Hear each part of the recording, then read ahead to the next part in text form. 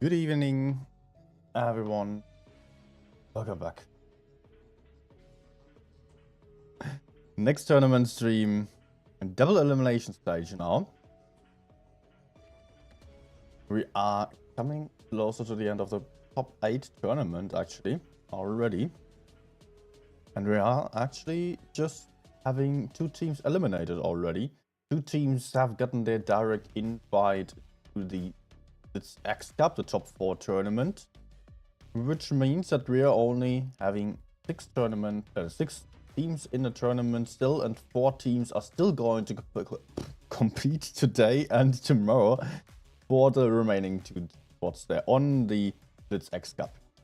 That's what we're here to say today. And of course also we're going to have some race again for you guys.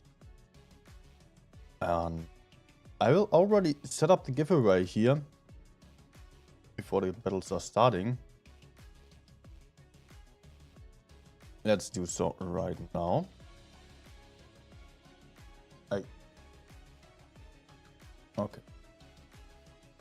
I forgot to do so before the stream. But it will be just a standard procedure as every time. 2 battle passes again. 4 fan containers.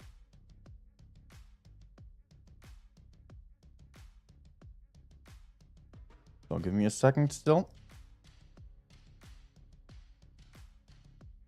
4 fan containers. 180 minutes. Good. Giveaways are starting right now on the Discord server on the announcements channel.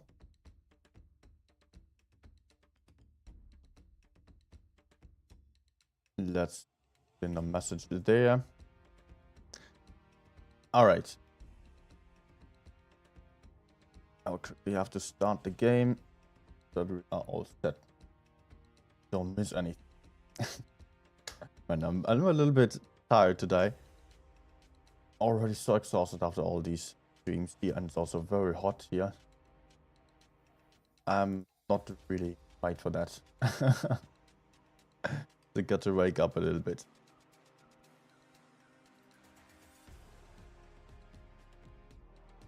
Okay. So nice to have you all here again, of course.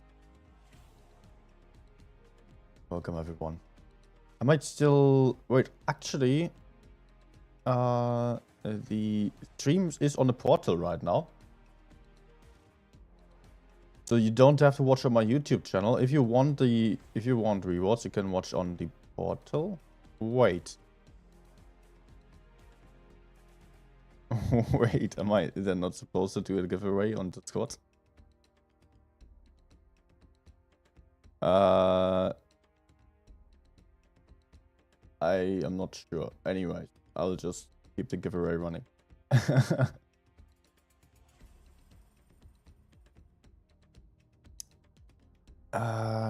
Maybe I'll just check here again.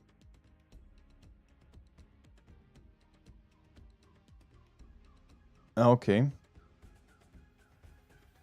Today there will be rewards for watching the tournament on the portal. 4 fan containers, 1 for every 25 minutes of broadcast. I expect I can still do the standard giveaway then. I think so. So still the giveaway is happening on my Discord server, but if you want to get the rewards on the portal, you can also watch over there for these fan containers. We'll get into the room already. First game is going to be Lozy versus Quick. And I'm about to be able to show you the room as well.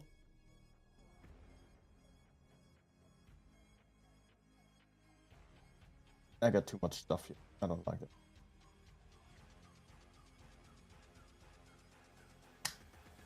Cleaning up a little bit. And now I'm prepared, I would say. I hope you are also ready for some good games again.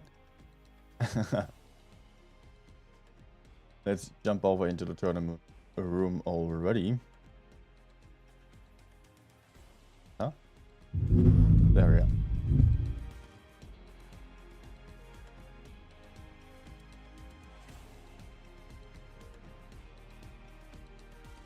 Alright. So here we can see Lozi readying up against Crick. Both of these are Ukrainian, Russian-speaking teams. And Crick is fielding triple VZTD here, 1 weekend 99.7, double budget. Winter Malinovka will be the first map. With that lineup, it rather looks like... Well, we've seen the IS-7 often being used for baiting on the A cap, or just decapping base A while everyone else is then going up. Or baiting, sitting behind there. We might see something like this. Maybe the budget one is spotting the A side, another budget is going for base C at the start already. Stuff like that could be happening. Lozi, on the other hand, is playing one Foch. A lot of VZTDs of VK72, which is likely to head towards base B. And a budget. A faster lineup for Crick. But more armor on side of Lozi. Also the Foch will be interesting. Might be camping at the start, might be just a little bit more mobile.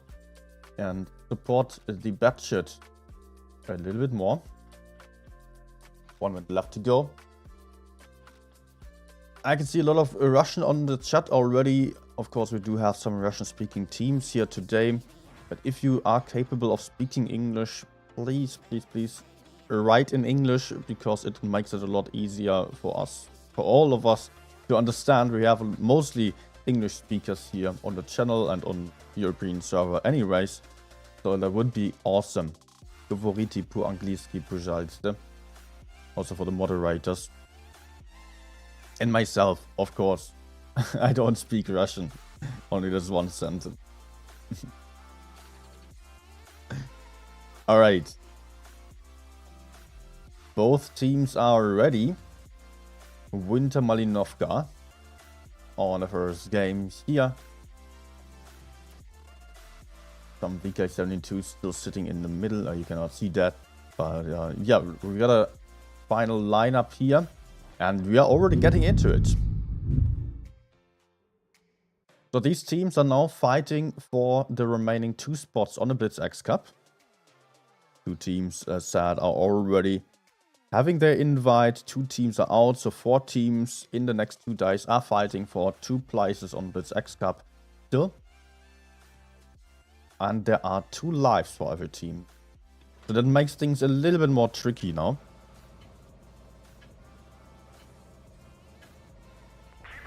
Kitsune, the caller of Lozi, flying the budget as well. And he is spotting the middle area, it seems. Rick is also spotting the middle with their budget. Both budgets spotting each other. No shots connecting. Oh, look at that. Kitsune already losing 700 hit points here. Nice shootout by the VZs in the spawn. That's an early advantage for Crick. Also, there they put in another shot into God. Also, Ender, with his budget, took a beating. Down to 1.3k hit points. Lost some HP there. Both teams just passively going towards base C. The IS-7 actually not heading towards base A. Just sitting here in a hull down spot. Able to decap base C and spot a little bit. But he might also be in trouble in case that the Lozi team was going for base C.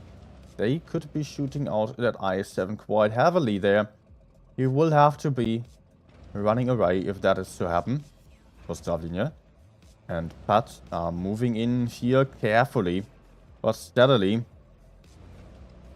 They're going to go for base C. On the other hand, we can see a budget Quadratnia moving into base A there. Cap advantage for Crick. Hit point advantage as well. And also lost some hit points there. Lost him. Has to be careful. Spotted by God. Postavlina now moving into C. There is Forever Ivan right behind Roman. Lost some HP there.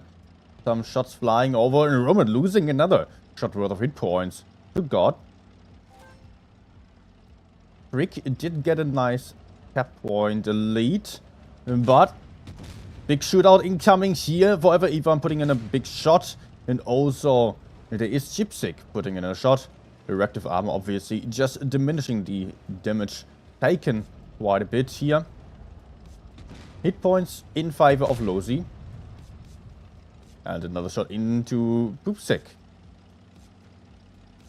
The trades aren't going too well for either of the teams, I've got to say. A lot of hit points lost without any real reason for it.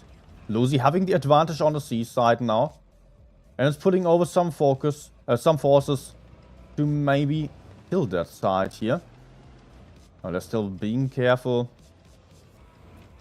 Don't really intend to push nor peek.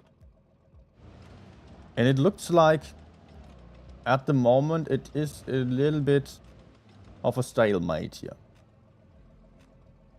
Pat having a bit of a better position in the corner. Is kind of isolated though, but in case he would get pushed, he might... No. No one punishing those tanks crossing over there. Pat's now about to get pushed onto by 2 tanks there. The double VZATs moving in. Punisher also crossing over. Gypsy coming in, putting out a big shot, 433 damage. With the reactive armor being dealt there. Also Punisher now in a good position to help his teammate. Yet Lozi is lower here with these VZATs in the corner. And had to give up the advantage there. But also Quick is pushing the other side with the batshits. And Kvadratnir focusing out the batshit over here. Punisher get armor racked meanwhile. Suddenly, Pat isn't all too much in trouble anymore. Still not having any advantage here. And the batshits are coming from behind now. This will be very, very tricky for the team of Lozi to have a batshit right behind without having any mobility. Quick is looking good here. They are now having the hit point lead. They are having the tank lead by 2 tanks already. Blossium here in focus fire. Hypnotizing, taking a beating as he's crossing over. But will get a good shot into the IE-7. Does not manage to kill him. Likely to get killed for that. Yes, he is. 3 versus 5. Blossium still holding on to it. There is the batshit getting killed. Baby Potato in Faisak with the IS-7. Going to survive for a little bit still, but 2 versus 4 already. Doesn't look good for the guys of Lozi at all. 2 versus 3. Baby Potato getting 1 kill. But is getting pressured by 2 tanks over there. And he is a one-shot as well. But he still has some cover by the Foch.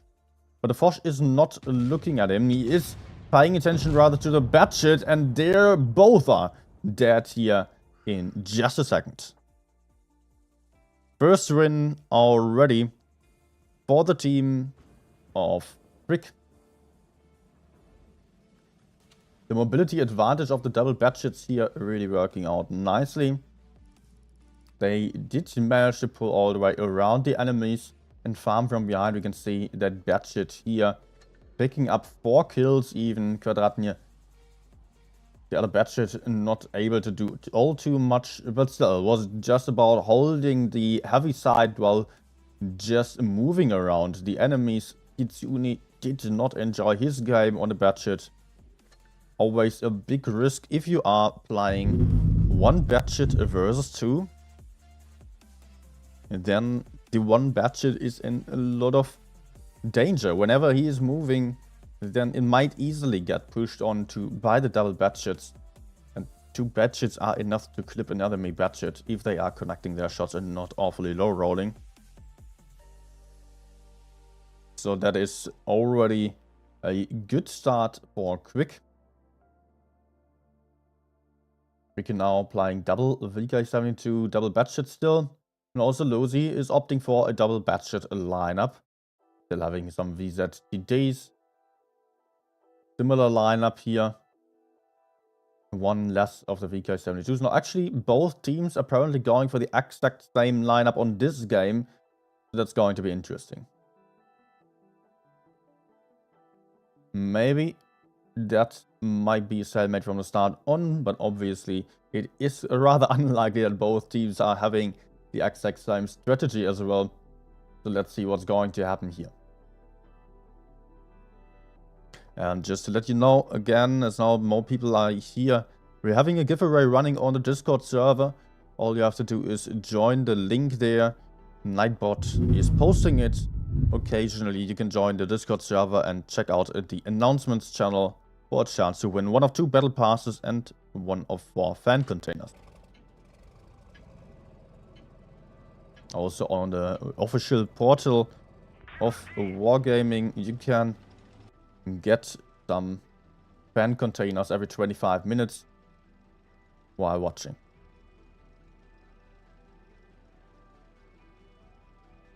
Kitsune spotting the middle here in some interesting position. Oh, risky move by Kitsune. Spotting Ender and putting out a nice shot. But look at Ender getting punished from behind here by this campus.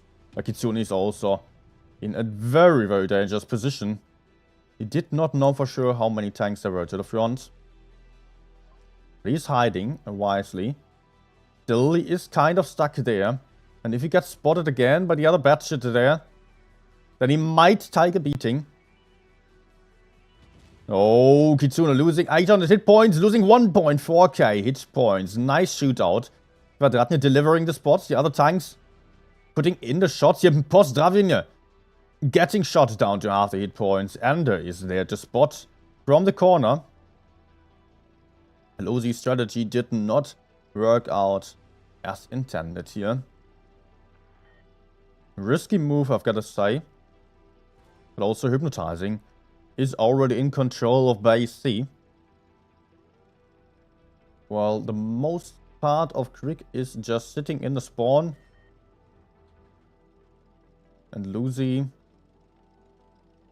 over here just doing something very similar there.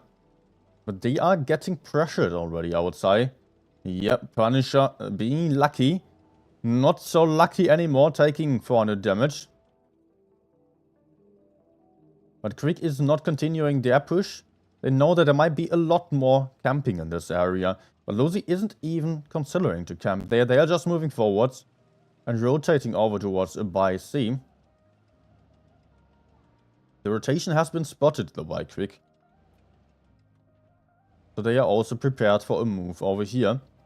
A VK-72 baiting in this corner, remaining unspotted and waiting for someone to cross in this line. There is Blossium, the only one who can get spotted, but he is nicely hulled down and will put out some great damage in case he gets pushed onto. Cap advantage for Losi, by the way. Hit point lead on side of Krieg by a good margin. Losi is also waiting here. Not wanting to push, also baiting. With the VZ meta that we're having at the moment, we can see a lot of such strategies of people just waiting in a bit more passive positions. Unlike the pushes that we've seen in the Streetswagen meta, for example. Of course, you can still see relocations, but often there are baits involved here. Since the VZ is just a really, really strong hull down. Basically invincible. Can barely get penetrated as long as the lower plate is hidden like this. Even HE damage is barely having any impact there. Some blind shots maybe flying in here. Kitsune playing a risky game by spotting in the middle still, despite being a one-shot. But he's not going to shoot. On the other side, we've got Ender. Also in a fairly aggressive spot. He actually climbed up the hill there. Let's check that out. He climbed up the hill from over there. And is now spotting. Sitting here. Knocked over the tree though, so this is giving a little bit of a hint of his position. Maybe it would be better for him to move out of the tree. He could get blind shot there for sure. But Losi has not seen that yet. Losi also on a cap lead. doesn't have to do much, and they can actually not really afford to do much because of their hit point disadvantage. The Crick is playing for the map control for the moment, is having their forces all the way around the guys of Lucy. And they are also relocating, rotating all the way over here. And Lucy doesn't know that. Roman is moving into the middle, getting shot for that. He is likely to just push into B, it seems. Trying to bait the enemies to do some move here. Doesn't have much backup over there. There are some tanks lined up there still. And now the tanks in the spawn are also spotted. Crick having some awesome map control, but will have to make sure that they don't lose the VK-72 for free. God is moving in, just as Pat. But now Blossium and Quadratnir will be able to get behind God and cause some trouble, but the VK is gone already. Gun advantage for Lucy. 965 points for Lucy as well. Crick will have to be very fast here to get some kills in. God, like he's shooting the Batchet down, and look at the Batchet dying here. That's a win for Lucy already. Crick just being too slow on this game. And losing that VK-72 in the middle a bit too early. Without the others being exactly prepared for this. They were having the plan of supporting that VK-72. But the VK losing too many hit points. The others being too passive still in order to punish the enemies. It was all about getting these 2 kills there in the end for Lucy. In order to win the game. Despite the hit points disadvantage. All they needed to do was wait for the enemies and then go for a quick relocation, quick push onto the enemies, taking out 2 tanks in a row. So that means we are seeing a 1-to-1 right now. Everything possible, of course. Still best of 7 it is. And we're switching maps to Naval Frontier. This time, Lucy is going for some AMX 50Bs, double pack, a Batchet, and some VZTDs here. Rick, on the other hand, is playing a Mouse, a 1 Batchet, an STB1, and also quadruple VZTD. As always. Basically, as always, there is never really much of a change to the amount of VZs. Just sometimes 3, sometimes 4, sometimes 5. Rarely 6 or 2.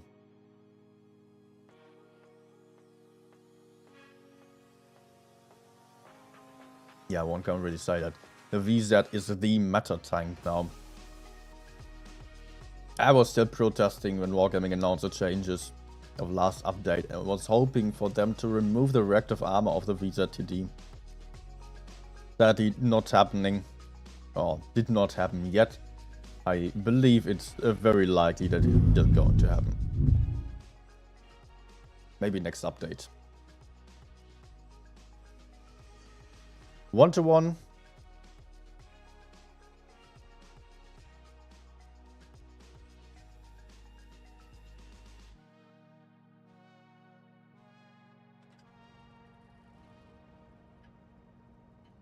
I'll be interested to see what the AMX 50Bs are going to do on this game. Probably just heading towards the middle at the start.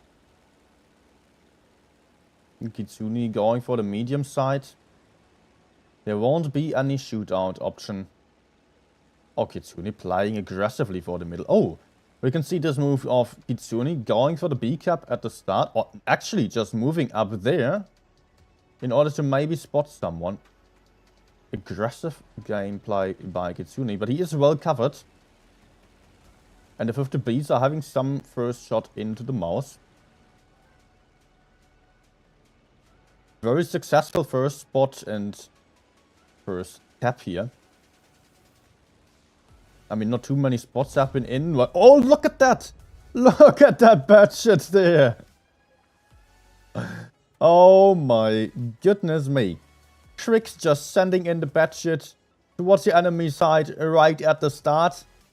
The VZTDs were hiding and baiting again. just sitting there unspotted, the Batshit overpeaking and getting deleted immediately. Oh dear, that poor Batshit. Already out of the fight, gun advantage and hit point advantage, tap point advantage to Lozi. The mouse is moving into the 50 base. Not enjoying this though, taking a lot of damage. Also there is a VZ coming in from the side. And there's the mouse already out of the fight. 2 guns more on side of Lozi already. And Quick is still pushing in or trying to push in over here. Not doing the best job at that though. They did manage to shoot down Pat here by a lot. And they are likely to win the high ground it seems. But Lozi is coming up from behind. The Concept 1B trying to run away, but taking a beating. Getting deleted there. However, Ivan, nice HE damage into the AMX 50B. The biggest weakness of that tank, obviously, that it is so vulnerable to HEs. Especially against all these VZTDs. Reactive armor not saving you from HE damage. But 3 versus 5 already. Chipstick getting pushed on to getting deleted. 2 versus 5. Chipstick going to... not going for the one-shot VZ behind him. Still trying to get the AMX 50B. Base A has been taken at the same time as well by Lozi as well. Very strong performance by Lozi. And Quick seemingly not quite getting the options in here. Yeah, they wanted to go for the push as they knew the 50Bs were in the middle. And they had the advantage on the hill. But not too much of an advantage. And they were just too slow to move in there successfully. Also due to their tanks and also Batshit being too fast and really 0 shots here. They got 3 spots in. Or actually got all the spots in. Suddenly everyone got spotted. Oh man. Yeah, he's not going to be happy with this.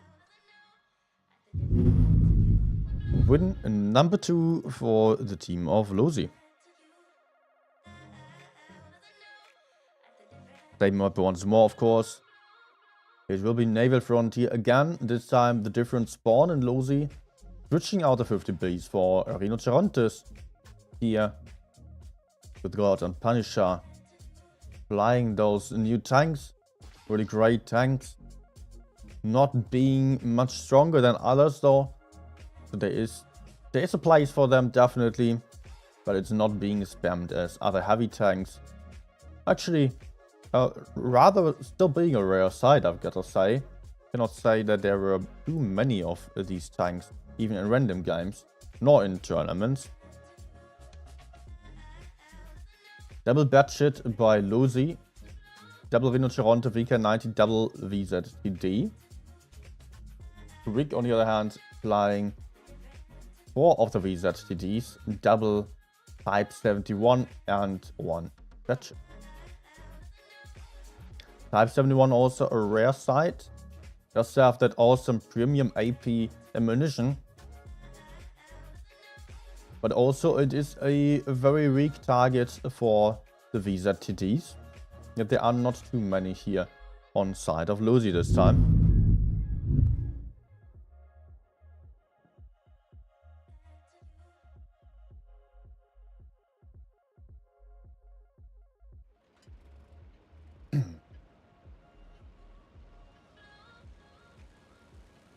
So it will be fairly easy for Lozi to outmaneuver their enemies with the double Batshits. They're going to be able to spot the high ground and also the low ground, but only if the enemies are peeking, as we could see last game. It is not sure. Oh, Ender and Hypnotizing spotting each other. This is a bit risky now for Hypnotizing, as he doesn't know what exactly is there to the front. If there is anything. He's still daring to peek out there. As most of the other tanks have already been spotted in the middle here on the other side. No hit points are being lost yet except by God. Baby Potato. Just facing the Type 71. Good shot by the Type already. Blossia take a beating. Won't be possible to cap base A, I believe. Kitsune can decap that a little bit, but not for long. Base B is being taken now, and so is base C. Cap advantage for Lucy. Base A also gets taken there, but Ender cannot keep capping. Lucy playing aggressive for the enemy spawn here, but not really finding any weak links that they could kill here. So they are just sitting it out for the moment, which is making them a little bit vulnerable to counter pushes by Crick. Especially in this Rhinoceronte here is very isolated at the moment. Does have some backup, but Crick could potentially go for the kill. Soon they will spot him. God being spotted by Roman. Not taking any hits yet. Roman does have a strong position there, very hard to penetrate like this. And I believe that Lucy is well aware of that. They do have a lot of tanks here, while only having spotted one, expecting another one there to be in this position as well. Of course, they don't know about these two tanks. They are not moving in yet, but also not moving away. As one guy is moving away a little bit. But it seems like they are just going to ride it out a bit and then pushing in. Expecting Crick to relocate again, and it is happening. Crick is actually relocating their forces as they are getting spotted and pressured from the other side here. And Lucy is still waiting there with their tanks. Waiting for the right moment, and it is working out just as intended. Crick is not paying attention to this side anymore. Although the Rhinocerontes are not in that position anymore. We're still seeing 4 tanks on Lucy over here. And now Baby Potato is dropping into base B. Cannot get decapped. Rhinoceronte is making sure that there is no one here to decap. So this limits the positions that Crick can potentially decap from. To just 1 or 2 sides here. The Type 71s. But they are not getting the shots in due to the batshits. And now the VZs are moving in over here. Quadratnia having taken some shots. Basically everyone on Crick's side already lost hit points. Lucy doing much better on the trades, getting the first kill in. Well done here. The Rhinoceronte is now moving into Forever Ivan. No, game. Why?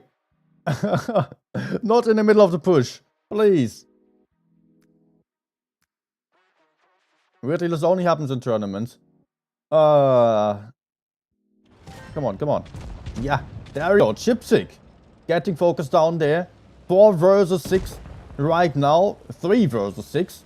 Also, all the caps are on side of Lucy. That's the cap win for the team of Lucy. Having taken base A, B, and C, or almost base A as well. And gone for a very clever push here. We could see how that was working out. Unfortunately, the game crashed. Sorry for that, but yeah. I think we could still see much of what was happening here and how the game was won. It looked really nice by Lucy. Very strong strategy there. 3rd win for them already. So match point for Lucy, only needing 1 more win in order to get the win of this encounter in the upper bracket.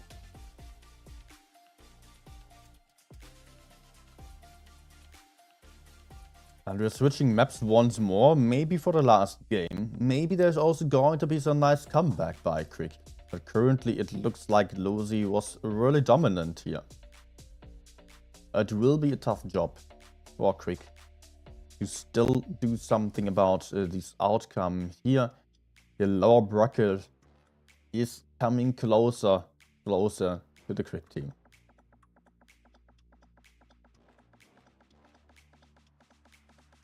Lucy playing 1 Batshit, Concept 1B as well, and the VK72 on top of the VZ spam.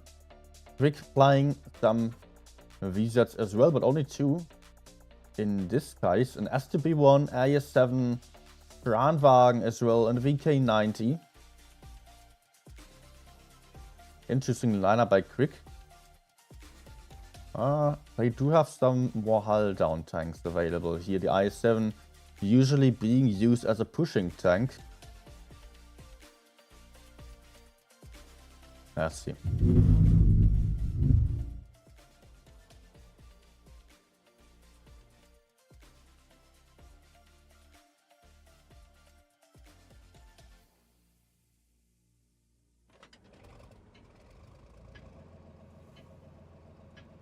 Okay, hit points again being very close from the start on.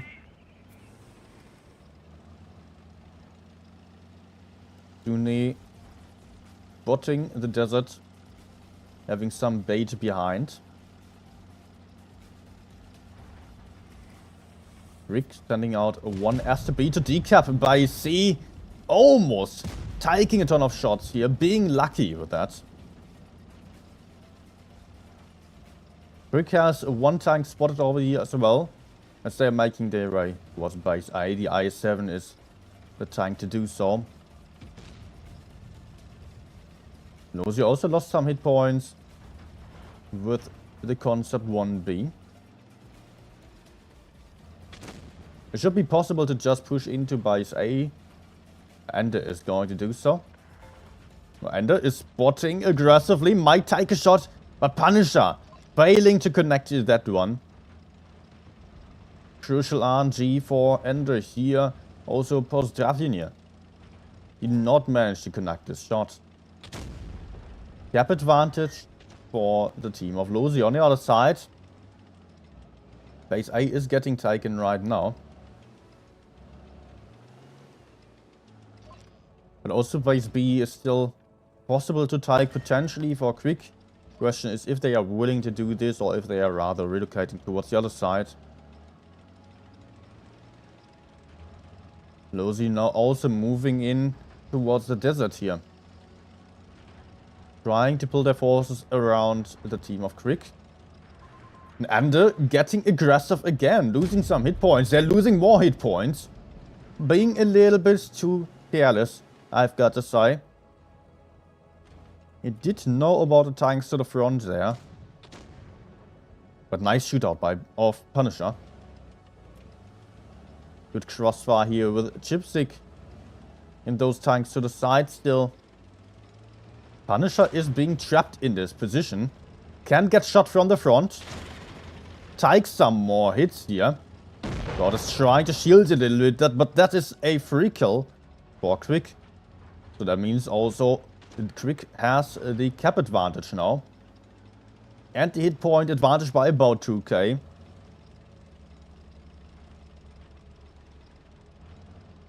So Quick, despite also having lost some hit points, is in a good position, good situation here.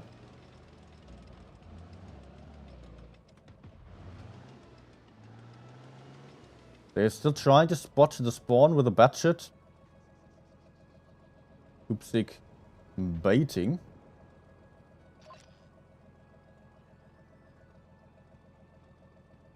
Hypnotizing being the only one on this side, though most of the team of Losi is rather focusing on the spawn, likely to make a push onto base A sooner or later. I think that's what they are preparing for here. Quick is still just holding back here. They cannot really decap base A safely, and they cannot really re-push it either.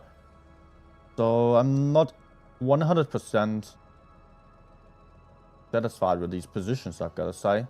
Currently they are not really set up to re-push base C and might lose base A for free. And they're getting a bit more aggressive. Again, being lucky. Pat's getting a big shot in. And Ender is down. Ender again spotting too aggressively here. Trying too much and Losi just being prepared for this. The guns even, it is suddenly Quick again on the back foot when it comes to the cap points. And also they lost their only light tank, which was capable of some spots.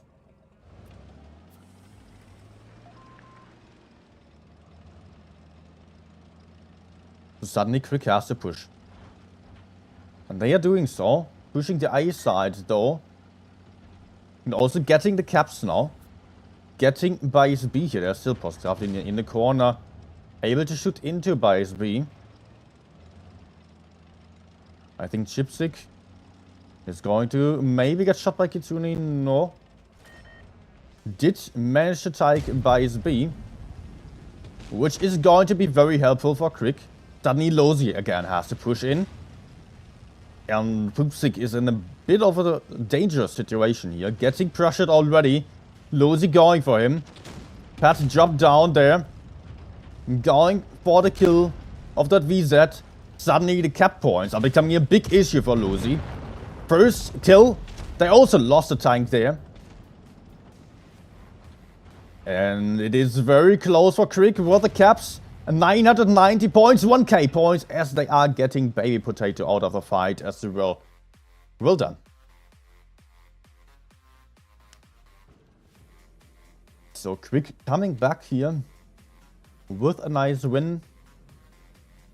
Although I really feel like Ender is not informed today. These kind of moves here that he did on these games, he could not afford for, honestly. On this game, he almost died 2 times before actually getting killed. So there was not only bad luck that he died here, was actually pretty lucky that he got away for that long.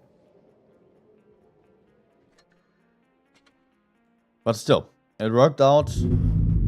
The spots in the end didn't really matter for Quick. They knew only that the tanks were behind A then. But yeah, still they got a point. Just by moving into base B, pushing back the enemies there was also really good that they just pushed base A and then took base B. Making sure that their tank in base B was not about to get punished from every single angle. 3-2. Crick is still trusting their light tank teammate Ender to apply the bad shot again. They are playing double STB this time. It was working out once, so they are thinking it's working out twice. And better if you take even more tanks off that.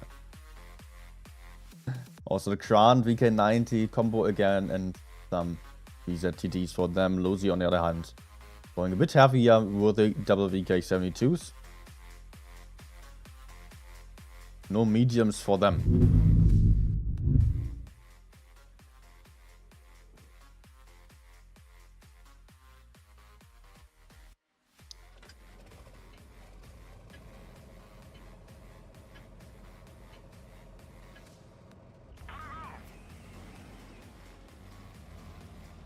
Lozi splitting up. A couple of tanks going everywhere. Same as on Crick's side. Oh, Kitsune getting spotted, taking a first hit by the STB. Second STB being over there, running away already. Crick seemingly having enough information to decide on not holding base C. Which puts them at a bit of a disadvantage. Because they are giving up the map control like that. They can still take base A, but they are more likely to lose base C earlier. And this time Lozi is much better set up to defend base B. Actually, they have had some similar setup at the start. More strategy to defend base B. But this position then got pushed. Could happen again here. Maybe Potato moving all the way into the enemy spawn. Sneaking up there to spot what is there. To make sure that his teammates are free to take base C without getting harmed there. But I currently still two STBs waiting and waiting in the corner. In that little ditch there. And Baby Potato is not aware of that. Oh, that's interesting to see what's happening with these STBs. They are absolutely hidden for the moment, as they are so low. But it's also a huge risk, as they don't know how many tanks are there to come. Now the first STB is spotted, but there is also still hypnotizing, aiming for the STBs. Both STBs spotted. So the bait not exactly working out, but also they can barely get pushed onto. They have backup. Backup is incoming. But I'm not sure that this is the right call to actually push back into the spawn. I mean, I'm having a lot more information here than Quick does. But it seems like the game plan... Oh, look at Chipsick! 1.3k hit points lost there. I think the game plan for Quick should rather be to just push out the VK-72 and get base B again. But maybe later on. Because at the moment, doing the cap move early on just leads to a lot of hit points lost. And this will then not be good for the stage of the enemies pushing in again. Brandwagen also lost some hit points here. Quick was too focused on helping in the rear where it was not needed. Baby Potato repositioned again. Botting for his camping VZTDs right behind. Also the Batshit who put in some shots into that Kranwagen. 15.2k hit points versus 12.4k hit points. Quick losing too many HP here with the VK-90. Yes, the B also losing hit points. And they're getting spotted in the open. Getting tracked in the open. Getting shot in the open. Down to just 15 hit points. Already there he goes. Ender is down again. Ender potentially on the next 0 damage game. Third one in this encounter here. Maybe he still put in a shot into Kitsune. But it could well be that Ender again dealt 0 damage. The Crick is moving forwards now.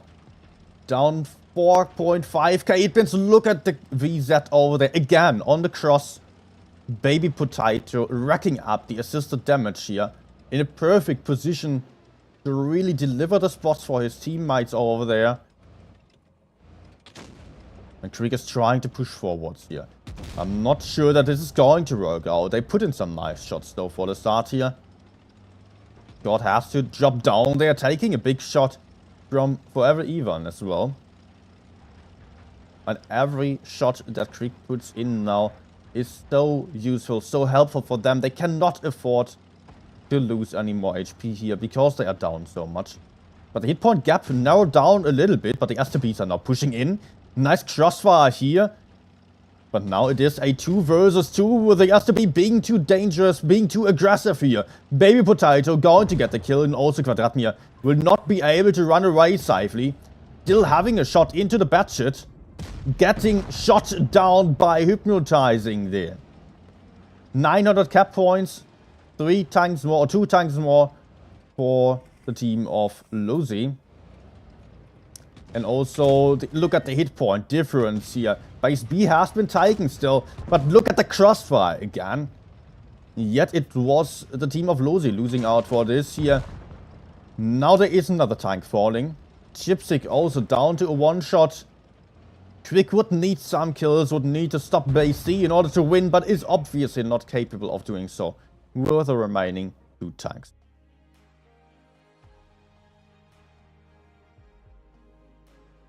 Well done by Lucy. Nice shootout. Questionable strategy by Krieg, I've got to say.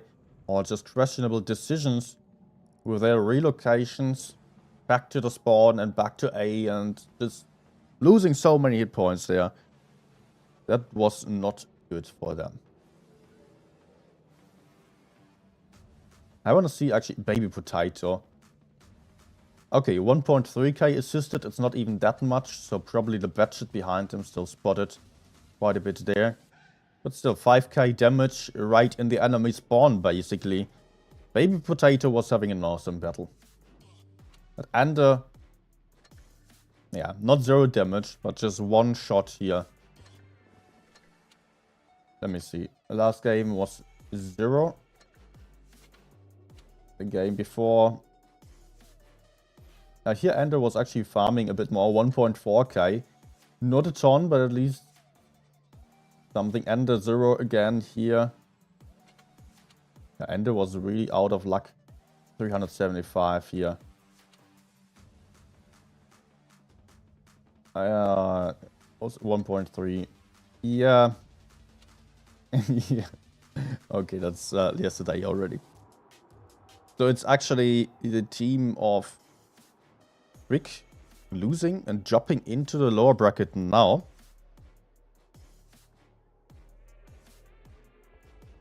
Lucy did manage to get into the upper bracket straight away.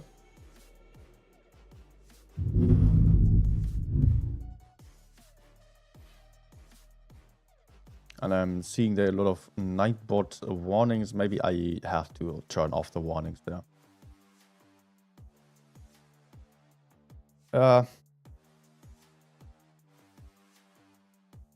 Man.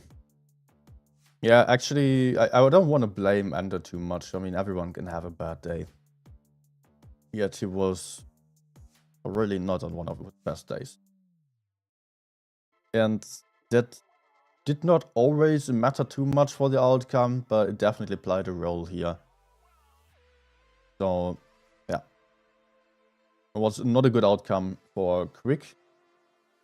Felt like Lucy was just way stronger, and it was not really that Quick or that Lucy. Of course, they did play really, really well. Quick kind of just stepped over their own feet. So lots of issues with that there, with their own mistakes. Yeah, we're going to have a bit of time until the next game. So I think about 15 minutes, and then I should get the room invite. So I'll just play 3 random battles. Or 4. Let's do so real quick. And yeah, to you guys who are watching there, first of all, welcome everyone. If you just joined, good to have you here. If you do like the corner, please don't forget to hit the like button. If you do feel like you want to see more of my content, also consider subscribing. And also, of course, join the Discord server. Even more so because on the Discord server, we do run the giveaways of today in all the tournament streams. On Discord, the link is in the chat here. You will be able to win one of 2 battle passes for the next month and also one of 4 fan containers as well. Just as you do get fan containers for watching on the official portal, where you have to just log in, and every 25 minutes you should be getting your fan container then. iPad not connecting right now.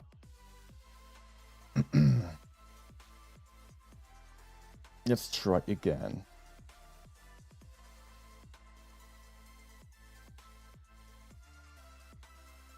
Nah.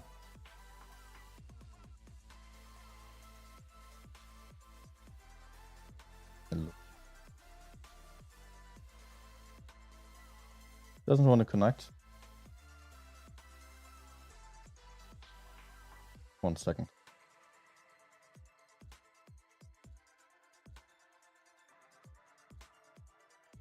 Yeah, now it works. Okay.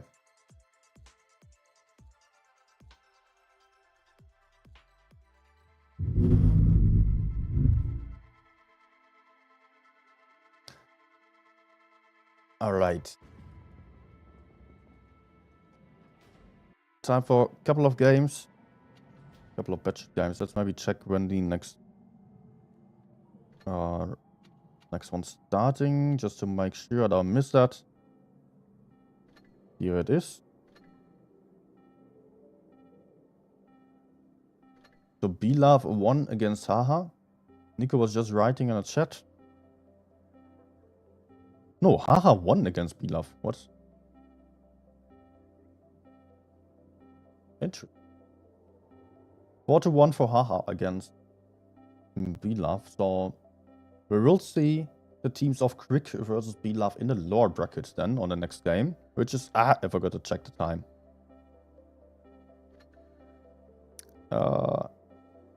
Crick versus B-Love 9-10. So in 23 minutes. 5 minutes before that, I will have the room invite them.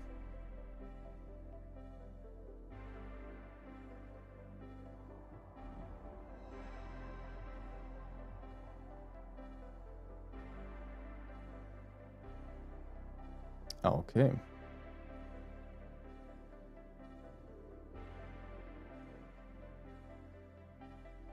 Okay, not up.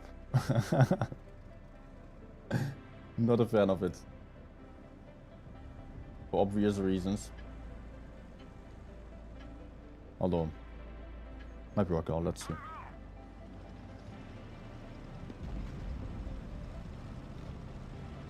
What do they have? SB1 and E50. Yeah, I think I can just go up the hill.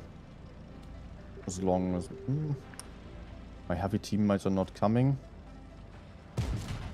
Ouch. Doing the under move. But it's okay, because I'm now safe here. I really don't like that my heavies are all going for the city. Some of them going city is fine, but not all of them. Like this I cannot fight here, because no one is distracting those enemies. Let's wait for him to go out a bit.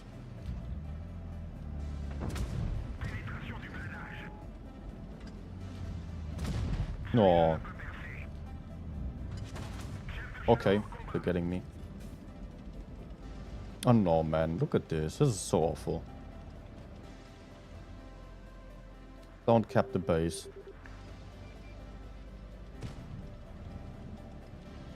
And they're just all sitting there, not having any tank to face.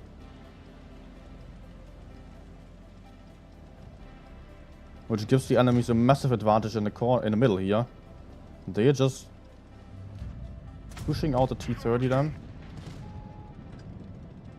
Sooner or later they will go in. Oh, I'm shooting, actually. Maybe T-30 can kill him?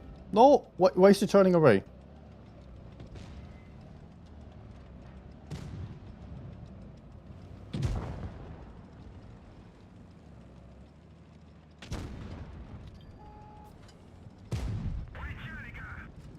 Oh no.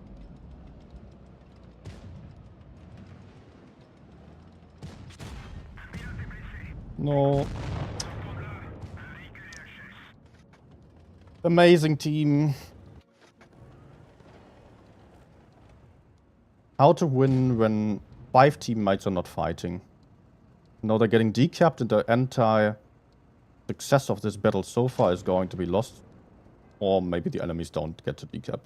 But then look at the E100, not even turning his turret towards the enemy. Don't tell us. Don't tell me we are going to win on caps now. No. And yeah, E100 just sitting there the entire game, doing absolutely nothing, giving up his teammates, and now we're losing. Because he didn't do anything.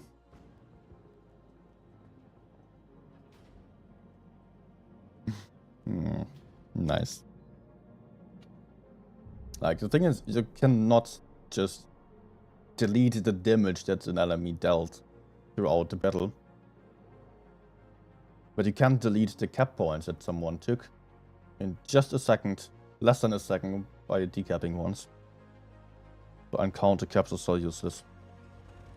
People are always saying, man, in encounter you don't have these games where you lose because of points, but actually I feel like it's happening way more often than in Supremacy. Or way earlier at least. Either because my teammate's sitting in a base or it's not even managing to take the base at the start.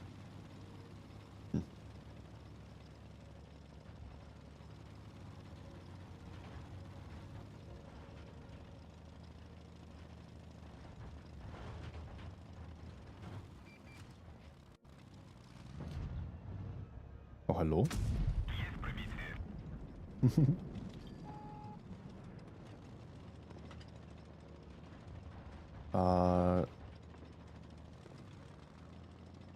Alright, let's actually stay on the outer side because it feels like... Feels like the Leo is just running away. Actually, what the hell? What the hell? I'm getting YOLO'd.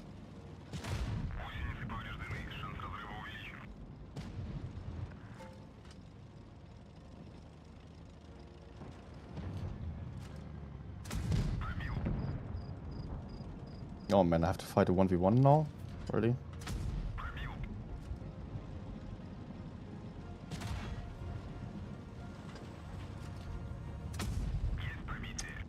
That's going to cost me way too many hit points.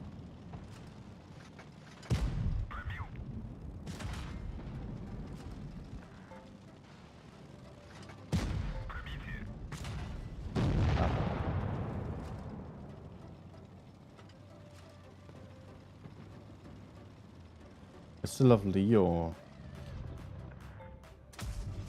Nice. They had a Leo there.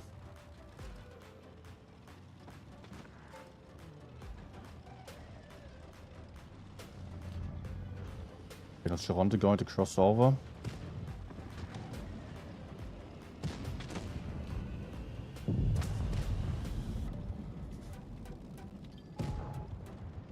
Good.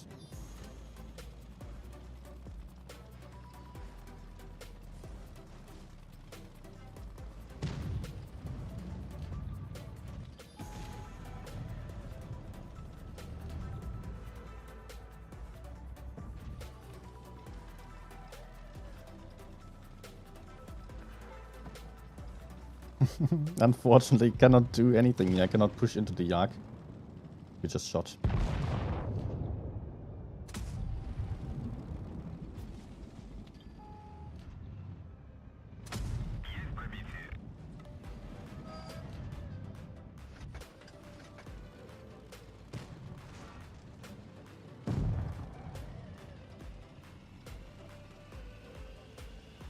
Am I so spotted actually? Question now. I think yes. Nice.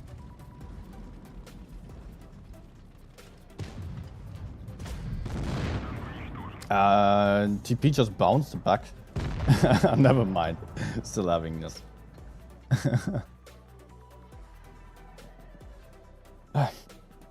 Yeah, last game, obvious a defeat. Big surprise here. I barely did anything.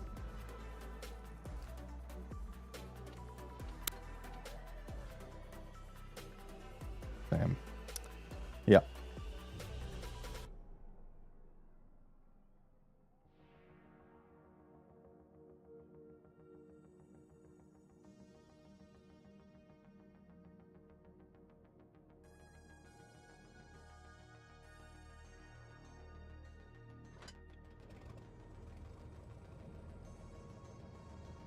All right.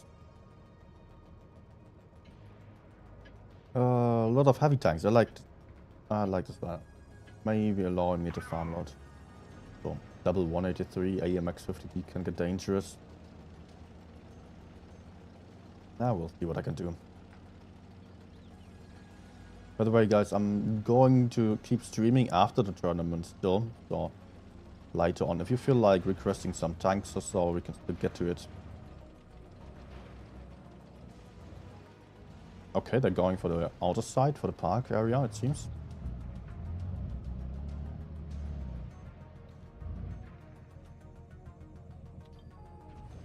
Ah. Getting out spotted in the bad shit.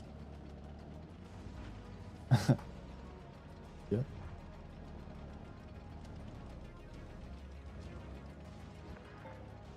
I did not spot anything. And I have two AFKs on spawn. And their move. But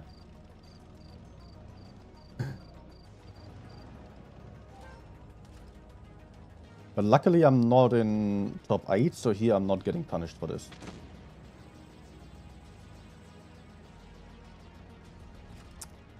No way. How did I not spot anyone?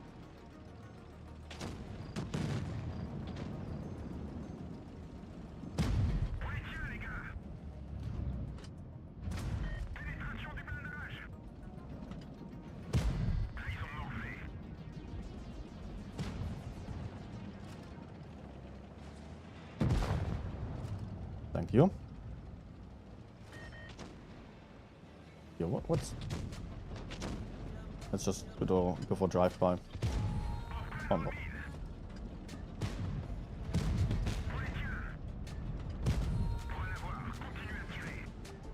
Oh.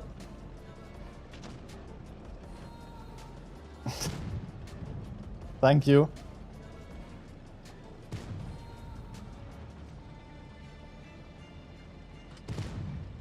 I guess I'll just get behind him or shoot the AMX.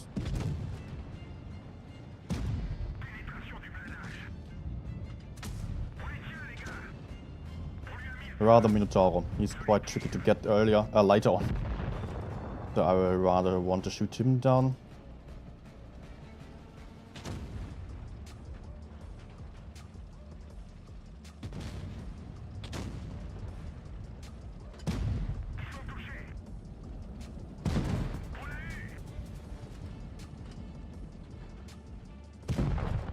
There we go. Nice. And I can just reload it, put out the last clip most likely. Unlikely that it's going to be more than that.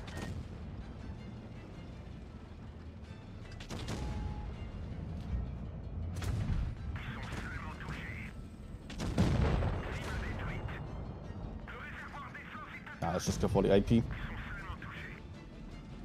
Back shot and he is dead. What's the time saying? I think I could still have one more game.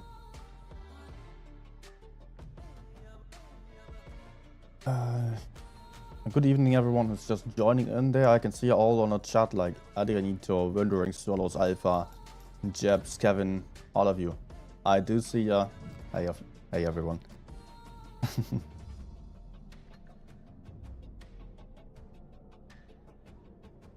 Yeah, again, I will stream later on still and cut off the delay, so I'm going to be a bit more interactive with you than to go for some angry crest stuff.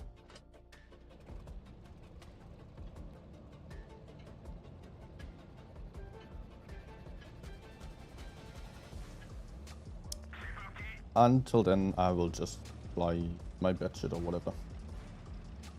Have some fun. Next tourney game is starting very soon anyways. Let's go for a quick spot.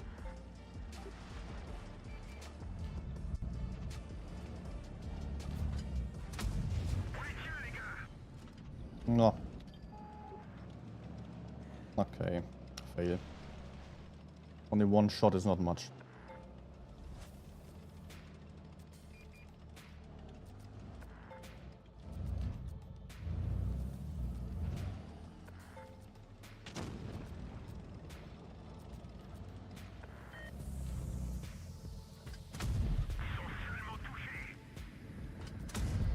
What are those enemies doing there? There's one AFK Yavi. Enemies are also taking base here. I think we'll just have to win base A here, which is going to be quite easy now that the 183 is that aggressive.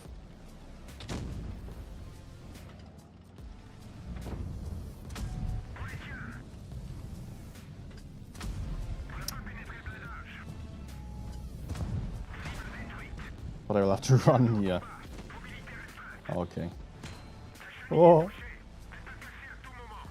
You guys, come on, please kill that 183. Oh, they're struggling to push in now. Oh, rearm. Nice.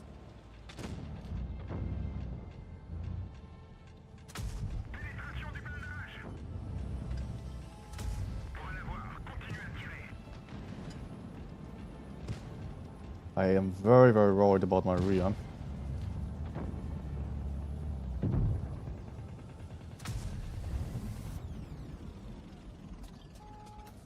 What's that? We gotta do this.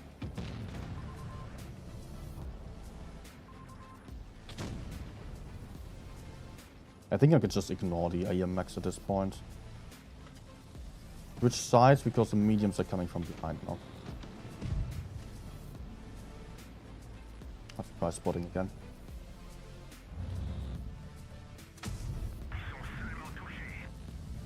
Nice.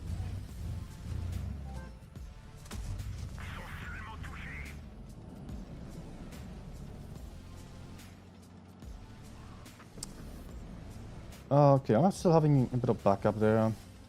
Not from behind. I just like to try Porting here.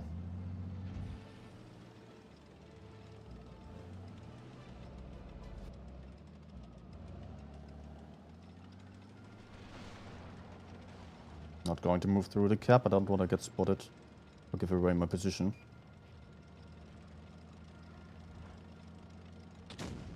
Who do I have? E50-41 and the gorilla.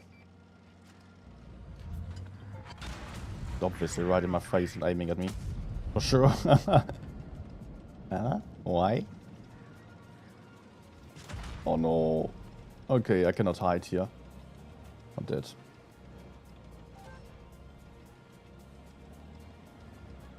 I'm dead. Go team. He's probably still seeing me beneath his wagon there.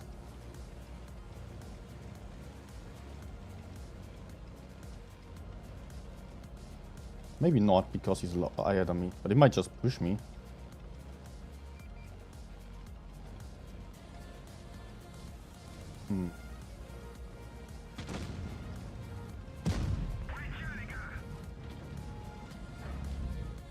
Gotcha. That's my revenge. I don't think I will have more than one shot. So I'm just going to wait for him to get spotted and shoot him.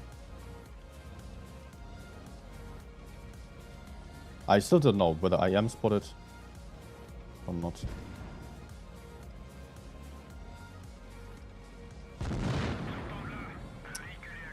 Yeah, exactly what I was afraid of. But fine. So the next room invite should be coming in just a moment.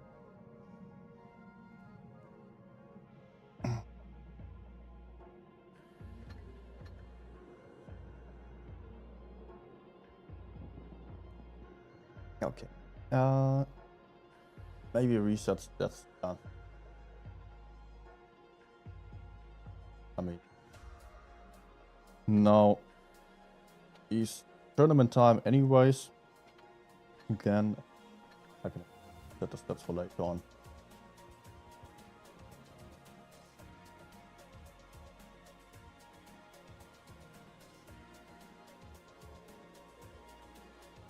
It's been yesterday's awesome session.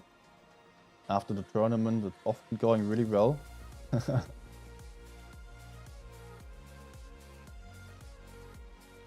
Okay, let's switch to the PC.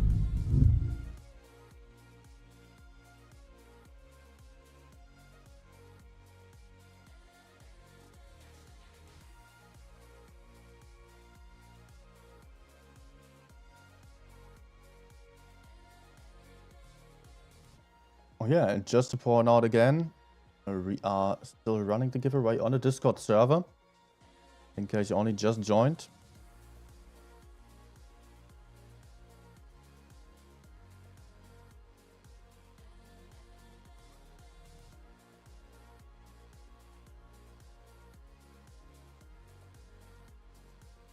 And I'll be able to show you the room in just a few seconds. Rick versus B-Love now in the lower bracket, which means it is not good to be in the lower bracket. Just to point out again, because the lower bracket means that you're only having one life left.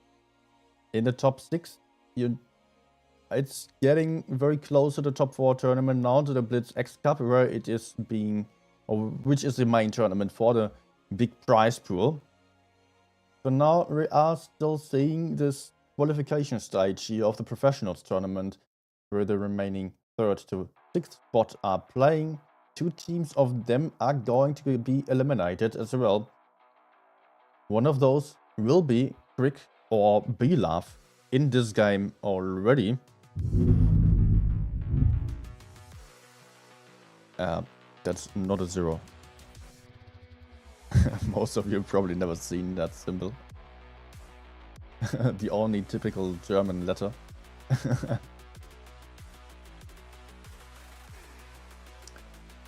Rick versus B-Love, again, one of them will not make it to the next tournament. That will be the last game of the top 8 here, top 6 even at this point. for one of these teams. Might be B-Love, might be Quick. Quick probably wasn't on the level of B-Love so far. But neither I could say that of Haha, which just won against B-Love. B-Love has won the last 3 tournaments. Triple winner in a row. So I think that B-Love is a much better position to win this. And it would be very surprising if they were actually to lose here. In the lower bracket already, not even making it into the top 4. But nothing is impossible.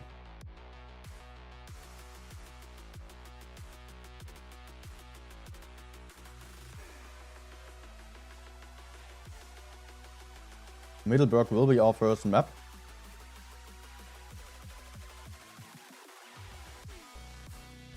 B-Love playing a 263, interestingly. Also some VK72s and a mouse. Same as Quick, with a double VK mouse lineup here. No 263 for them though, but they're playing a Batshit and an LT light tank, so they are going to have a good mobility advantage early on already. And this will be tricky to play around for B-Love. Of course, also Quick will just not have the armor on the field. And they will have to deal a lot more damage and play for the caps potentially. So this is not going to be easy for Quick to make use of that advantage.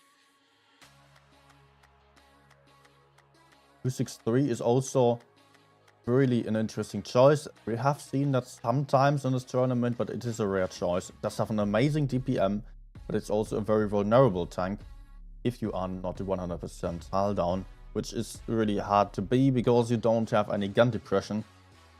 So let's see if the 263 is able to perform here.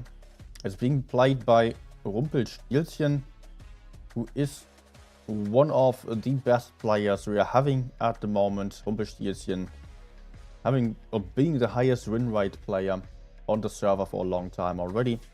A platoon spammer and really good at it.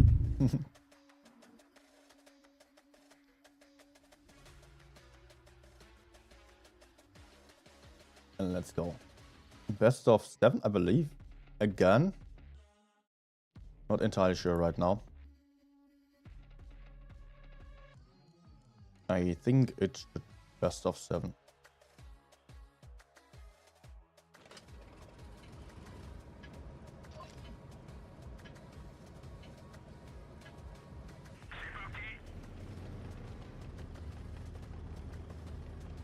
So both teams with a mouse and VK72s. Oh, blind shots flying into Litovsky already. Nice blind shots at the start. He is down to 1.4k points. So he can now get taken out in 3 shots only. Base A and B are being taken. Not sure. I think B-Love is slightly behind. Rick on a bit of an advantage. Yep.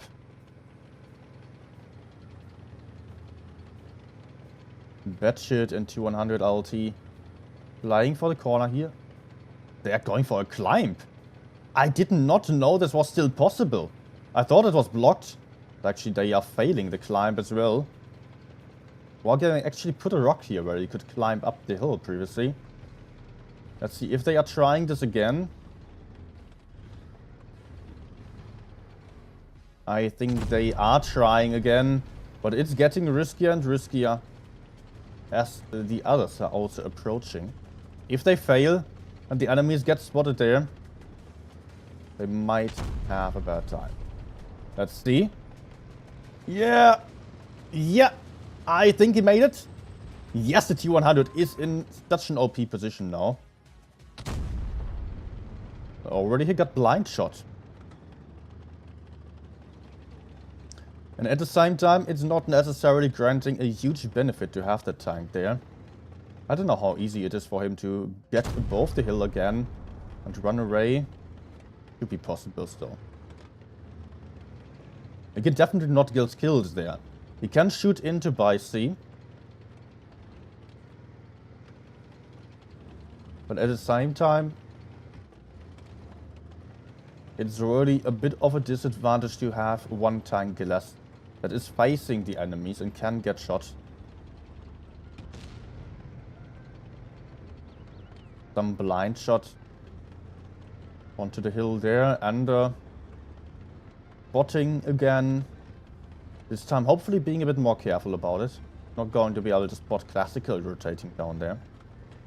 I think B-Love knows about the push here. Not for sure, of course. But they are stacking their tanks up in the city. Roman even dropping into Bias B. Not going to be able to decap it or to cap it. But he is actually just stopping the cap for a moment. Increasing the cap lead for Crick. A lot of tanks here for B-Love. Evgeny peeking out and taking some shots. Recovering most of their tanks here as well, though. Lloyd moving in. Cedric failing his shot. And also not getting punished for that. Notice Ender and Kvadratnir versus Water on top of the hill. But that's a 2v1. And I don't think it matters too much here. It's rather about the city and all the fight that's happening here. Roman being very isolated. The Batshit moving up as well. Will be very good for the Batshit to shoot the other tanks there. And he does get some shot into Evgeny. Nicely done. We're getting a bit more aggressive and losing some hit points. Lloyd is in bad focus fire. Going to get killed here very soon. Roman right there, but it is actually Poopsick taking him out. Also the Lavushka being very isolated in the middle. Still very healthy though. Also, Roman is about to cap Base B still. Getting set on fire. Down to losing all his hit points there. Gun advantage for the team of B-Love. Cap point advantage for B-Love as well. The T100 dropping down into Base C now. Base B has to be capped again. But I don't think it's possible. Also the VK90 going down there. And that's the cap win for B-Love. A boost did not fully convince me, I've got to say. It's always a tricky thing with a boost. Yes, they are fancy and all that, and they do look great, and they can potentially get you some nice damage from some interesting position in. But at the same time, most teams know about these boosts. They know exactly what kind of angles these boosts can shoot. And they are just hiding from these positions and making sure that they are rather playing for the other side. Then, which means that one tank like this T100 and also the Batshit spotting for him are just completely out of the fight. So there were 2 versus 1 and needed a lot of time on the hill just to maybe shoot the VK72 a little bit. And it did not really matter at all here. It only mattered that B-Love won the city, got the kills in order to secure the cap lead in the very end.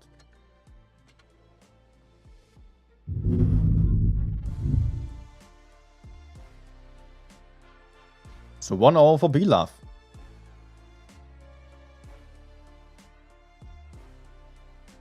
And Quick seemingly not getting that creative on this guy now. At least not with the lineup. They are rather picking something with a lot of armor. 6 of the VZTTs, 1 mouse tank as well. And we've got triple mouse on the VK72 and 3 of the VZTTs on B-Love side. They are going to have a lot more hit points from the start on. Yet a lot less armor actually.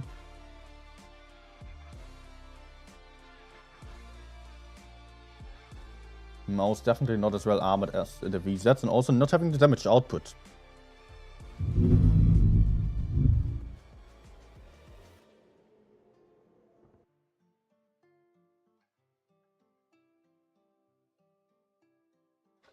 Six VZTT. Damn. Water spam.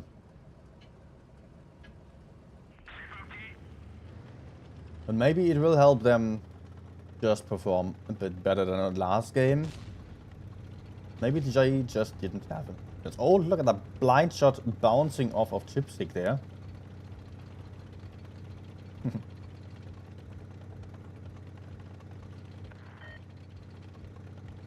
But Ratnir moving into the middle for spotting a little bit and securing some slight map control there. Roman already put a nice shot into water. Some other shots flying into the middle there. The Mouses are just pushing forwards to base B. They don't care at all. Roman is not going to be able to defend that. Nope, not at all. Rick just take base C. But pushing into the enemy spawn here is going to be vote. All these VZs are nicely hulled down there, and they do have some backup from behind. I think it's more about the Mouses. If Crick can manage to just re-push down here into the city without getting spotted, and first of all, put in some big shots here. Geloid is in focus. The Mouse is trying to... Look at that VZ there, just getting a bit too greedy, not paying attention to the situation. Big mistake there, that was predictable. Although those tanks have not been spotted, it is a strat that is nothing but new. It is just... It has been played for years already. Vata and Skeloid is fairly safe now. 15,400 hit points versus 13,200 hit points. But Vata still moving up aggressively towards base B again, as Roman just decided to jump into the B cap and steal it right in front of Triple Mouse here. Roman in a 1v1, having more hit points though. Just has to make sure he's not going to get shot by Skeloidus from the side. Does get shot though. So he will have to be hiding in that spot there and hope for his teammates to deliver some backup.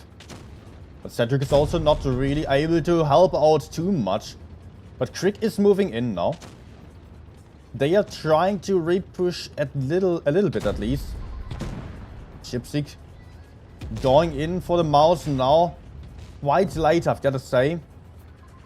Another 2 tanks died here on side of Crick, but they might get some kill shots in there. They just have to aim in. Don't connect the kill shot there. Another kill shot failing. Classical picking up a kill there. Huge gun advantage for B-Love already. And the caps are also looking good for B-Love. Crick just getting some kills in there as well, but they are having a huge hit point disadvantage already. Not good for them here. Evgeny now getting pushed out to buy Poopsick, but it's too late. Does not matter here. Crick misplaying a lot with that one VZ who tried to move through the middle area there. While getting spotted, getting shot from the side.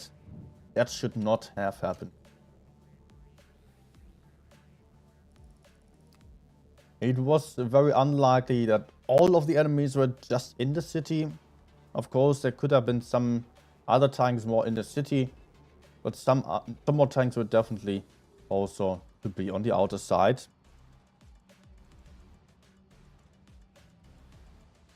So there was a bit of a problem here. I don't know who it was. If it was Ender again? Oh.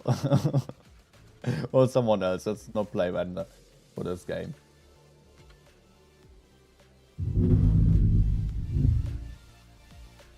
2-0 for B-Love.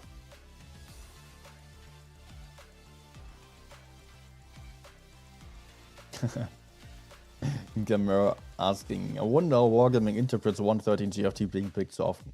Well, they are well aware of such things happening, and they are also not...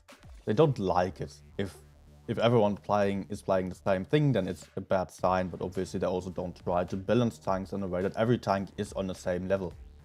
They want some certain tanks to be stronger than others, and that changes every meta, every season, basically, just so we get something new again. And in the best case, not everyone's playing the same as in a Streetswagen meta, and here we're also just a bit too focused on the VZTT. Yeah, I would have really loved to see the reactive armor just being deleted of the VZ. Did not happen, unfortunately. But for the next update or the one after, I am very sure that it's going to be changed.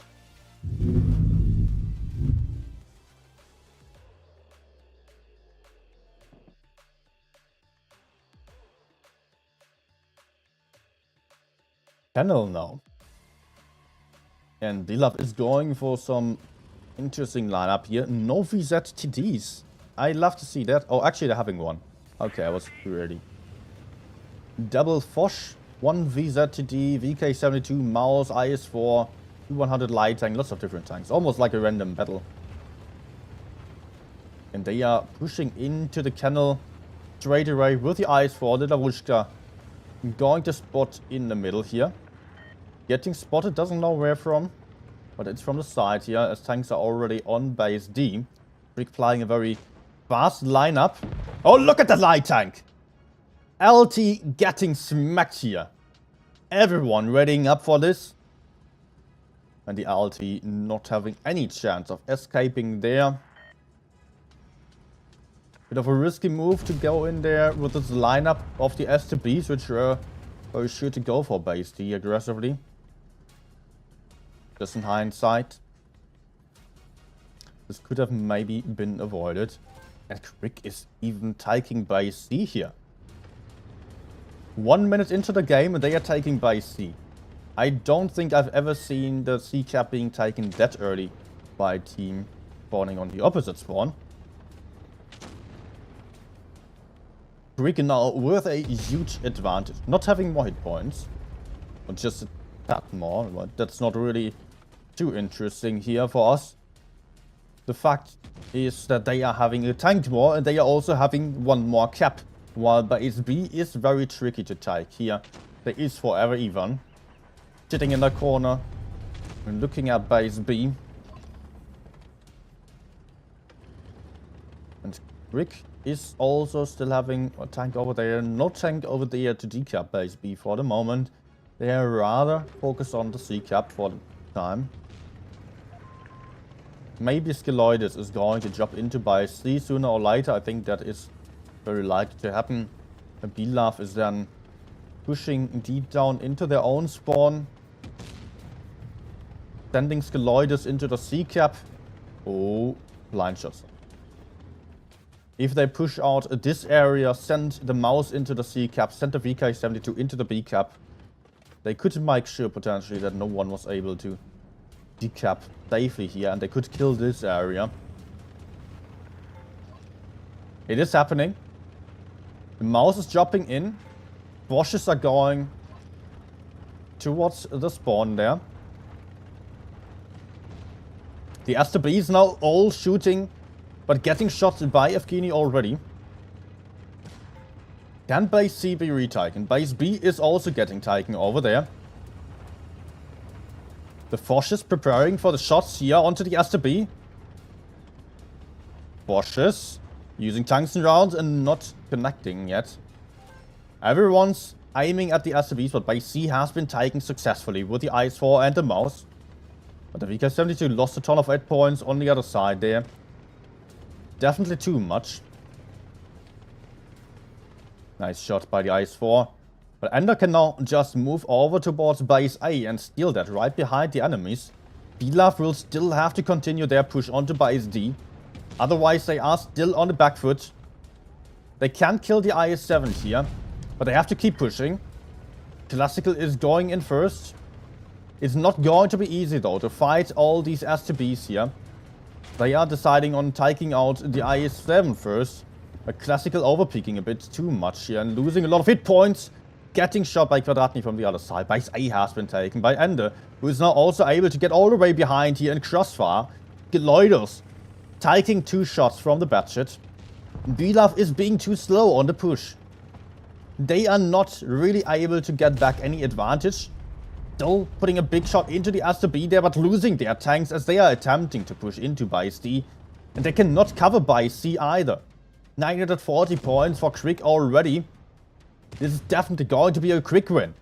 1k points for Crick. 6 versus, 6 tanks. still alive, still killing every single one here. B-Love not being fast enough on this game. The VK72 on B losing too many hit points. And the push onto base D failing absolutely. Not even reaching base D entirely. Also, Vata at the start just getting deleted there. Also, Foch here, classical. Just being stuck behind the house and not having any shots, not having the gun depression for the IS-7. Just getting farmed there. That wasn't working out too well for B-Love. They lacked some faster tanks as well to also make the push for base D. The LT would have helped, but against the STBs it was really. So that means 2-1.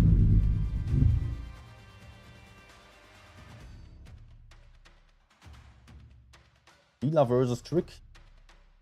Losing team will drop out of the tournament. Still chances for any team to win this one. I'm still slightly more convinced by B-Love's gameplay. But it is not impossible, definitely, for Quick to win this as well. Quick has also shown some good stuff on this tournament already.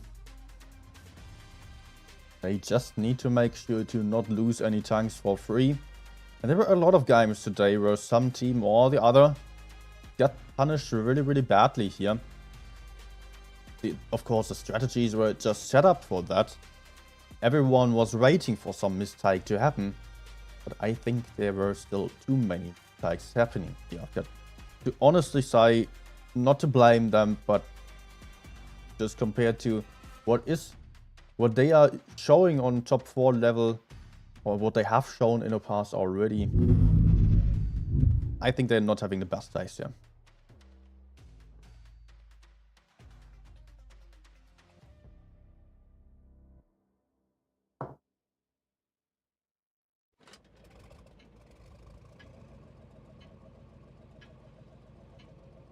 After playing double budget, IS-4, VK72s, VZTs, and Quick.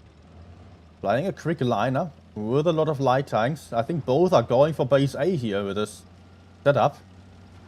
VZ still baiting. Nope, actually they're climbing the hill here. But at the same time, Quick is able to push over towards base A with the object 907. Interesting choice. Also, another object is following. Getting spotted. Oh, not getting shot at all. Is hiding. Upsik is following. Right behind there. Unspotted still. 3 A cap for Quick. They took the advantage of the A side here, which is massive for them.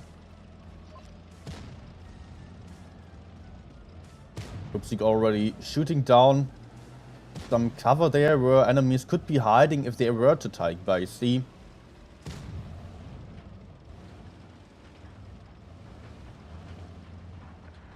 The Quick really having some nice positions for the moment. Not having a lot of hit points from the start on, but still. And they only have to make sure that they cover base C and base B, and they can win. Oh, enter! Getting shot by Afghani from over there. Crazy shots there.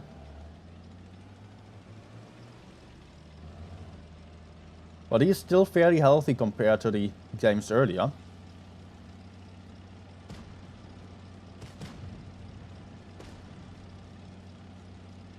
Some blind shots everywhere into bushes here.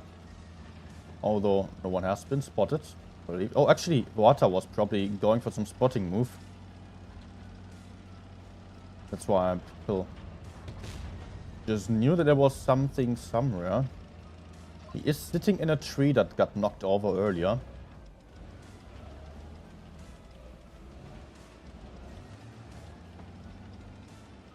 And there is a move for by C, it seems. Rumpelstilzchen. Getting a bit closer here. Wizard over there has been spotted. The IS-4 in that ugly camo. Just moving up a bit more aggressively. Still spotting or shooting into the bush there. Not sure if there was anything. I think Bilaf wants to make a play for that C cap.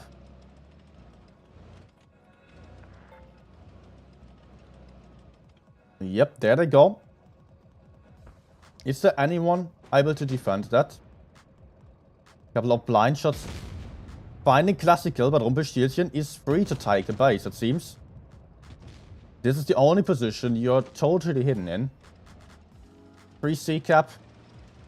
Although Classical losing half the hit points for that, it was worth it. They can just dig in the back now and hide there on some hill. Absolutely fine. Now the pressure is on Quick to make a move. And they have to give up the advantageous A side. And they are pressuring here already. Getting aggressive but not having too many tanks available to do so. However, Ivan, Cedric going for some shots here, but not really impacting a lot of damage. Lipstick also moving up.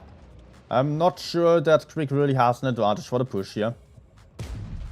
Roman Locks also moving in with a Reno Charonte, losing all his hit points, so getting absolutely annihilated. And there goes another one. Also the VZTD here gets killed. And Ender is also dead with his light tank already. Crick still trying to counter push the other side, but suddenly only 3 tanks remaining. Bilaf coming back in here. Chipsick now not having a good time. Set on fire as well, getting killed there.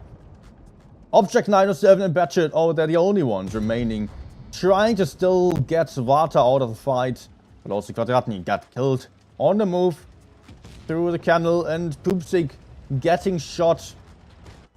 Still trying to run away. Runs through the open here and gets taken out. 7-0 on this game. Well done. Bilaf showing some strength again here with their safe capping attempt. Quick not having anything to put up against that. I don't know, they were not really prepared for that.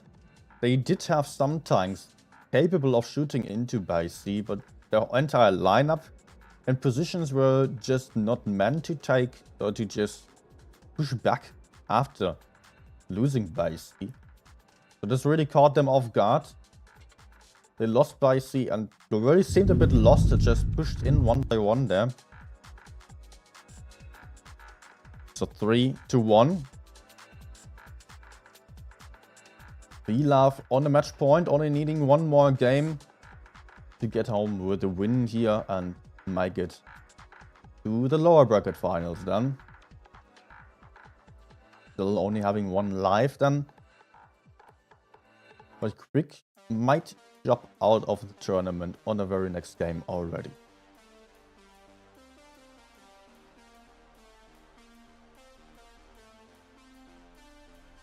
And Bilaf playing a T62A this time. Normandy it is this time, by the way. Switching maps again. Interesting choice. Maybe the T62A actually does a good job behind the bunker on the A side. Rick has already readied up with everyone. 1 Batchet, 4 of the VZTDs, 1 VK72, 1 Concept 1B. Bilaf going for double VK91 mouse. T62A and some VZTs. It's a lot heavier. Still T62A. Okay. Show me what you have to do with that. Maybe that's something.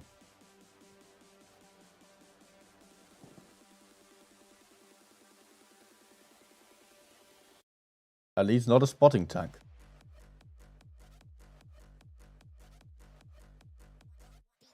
So potentially the last game here with Normandy. 3-1 for Bilaf. Only a 1 single win is needed for them to get to the next stage and kick Quick from the top 6. Or at least Quick will be placing 6th then. They are not going to play any more games after. If they are losing.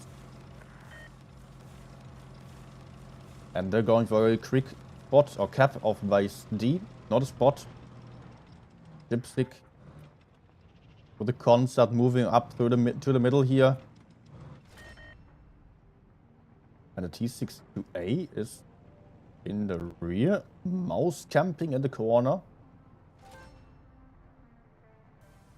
Okay, they will have some plans for the mouse later on.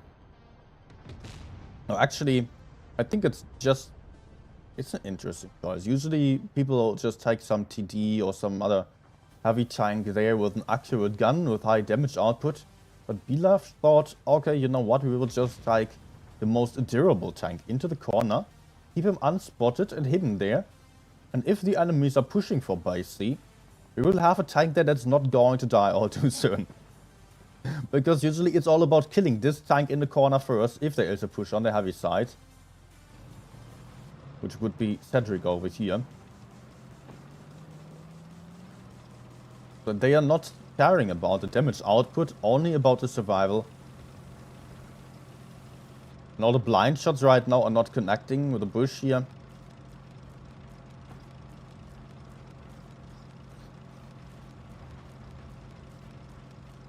Rumpelstilzchen. Maybe flanking on the beach. I think it will be about capping base A for Bilaf. But there are still a lot of guys from Crick.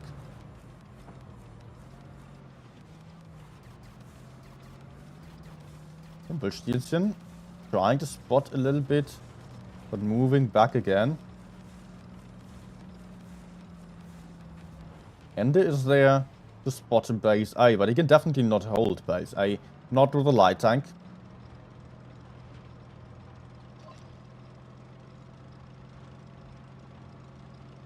And Crick is currently just flying fairly passively. They do have a cap lead still. And this map often is being played in a very passive manner. So we can now see the T62A being held down over there. Having some shots onto the VZTD. If he does manage to spot him. That will only happen once the VZ is shooting. There we go. VZ shot. T62A not having any shots. As the VZ already turned back there.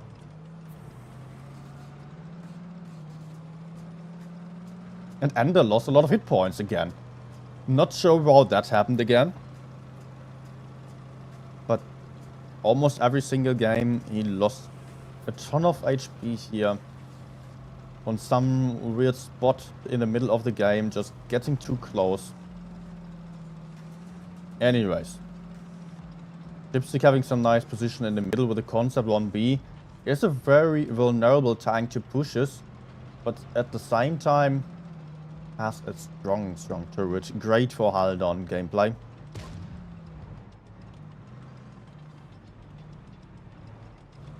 I think I can see the mouse move on the minimap there. He is moving up as well.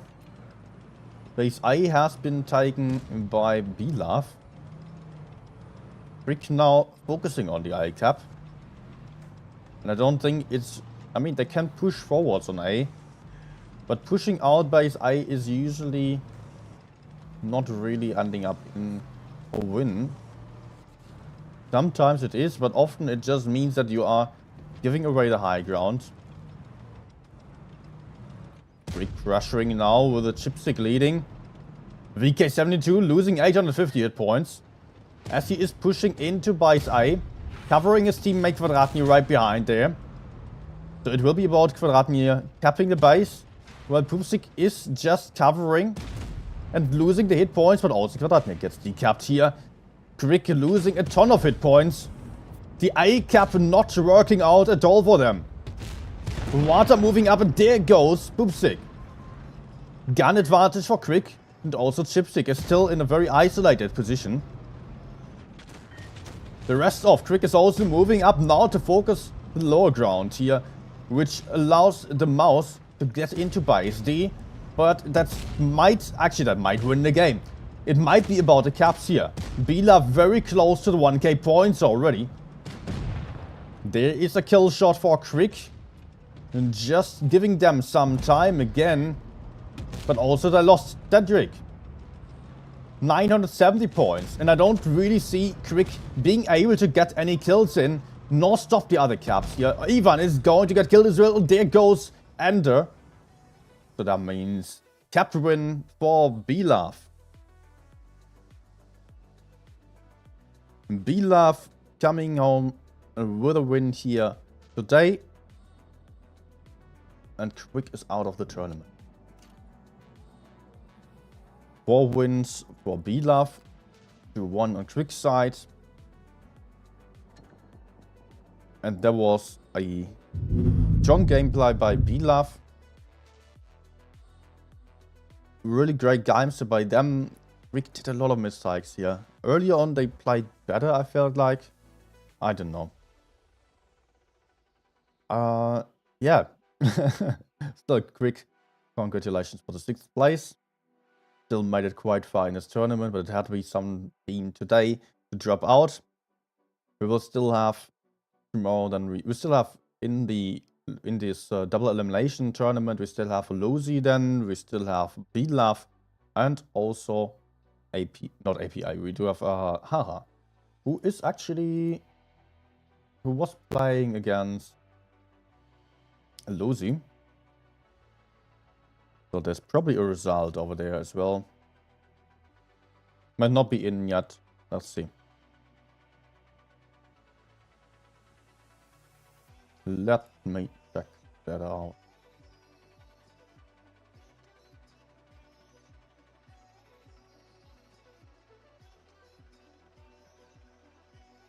Okay, yeah. The others are still playing. Just so you see what I see here. Lucy versus Trick was our first game that we followed. Lucy did win that one 4-2. Belaf then losing to Haha.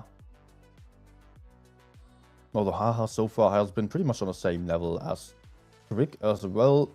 And Belaf, Lucy have been rather above that. So it might be very likely that Haha is the next one to drop out here. But of course, there is still some room for some stuff here. Lucy versus Haha still playing right now at the same time. Result will be in soon. And one of those teams is going to drop into the lower bracket, which again means that Belaf is still on the last alive. And they are going to have to play for the grand finals, where they are meeting the winner of the upper bracket here. Upper bracket still has 2 lives by that. Actually, yeah. Still having 2 lives. But no, actually, you know, the grand finalists will both get into the main tournament. So that doesn't really matter all too much. Maybe for the seeding, I think it doesn't matter, actually. I'm not sure. But as far as I understood it, the grand finalists both get the invite to the main tournament. So actually, there should not be any issue then anymore to lose there. It's only about the lower bracket finals, which will be happening tomorrow then. Not today. Let's check if I'm correct about it. I believe so. So where are we at? Double elimination stage here. Grand finalists will receive an invitation to the Blitz X Cup. The results of the grand final will influence the team seeding in the future tournament. Okay, still it still matters a little bit, but not much, because then in the end you won't really have any difference there in the grand final. So you have to beat all the teams anyways if you want the big prize pool.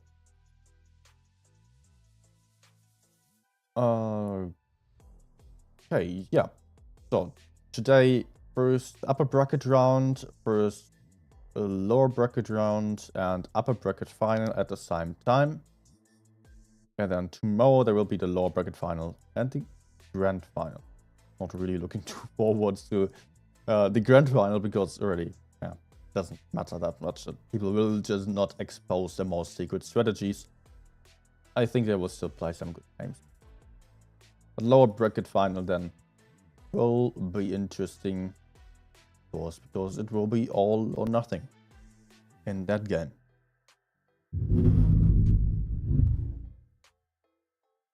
Alright. I'm still going to keep streaming for you. If you were just here for the tournaments, I highly recommend you'll stick around for a while. I'm just still going for some random games from now on. And just going to have some fun with you guys, some tank requests, some questions about tournaments and whatever. I could see already some questions. I will cut off the delay, so I'm going to be able to answer to everything immediately then. If you are not going to wait for that, if you are impatient, then thanks for watching already. Don't forget the like button as well and subscribe maybe as well. And yeah, thanks for being here. Thanks for your time. Have a good evening. Now,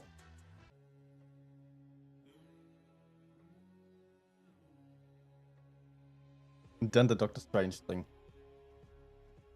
Now without a delay. I just break.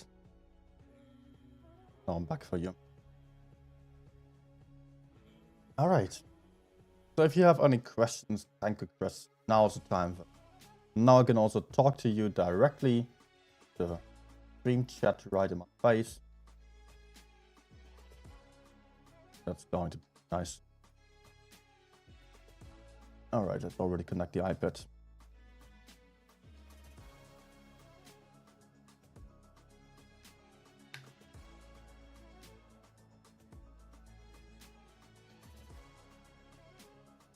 Okay, what do we have?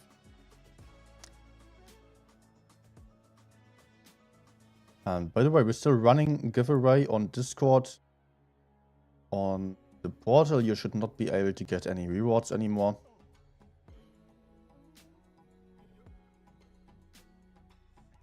Actually, I completely forgot to share the stream. Discord.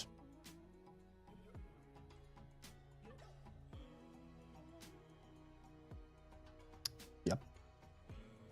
I did.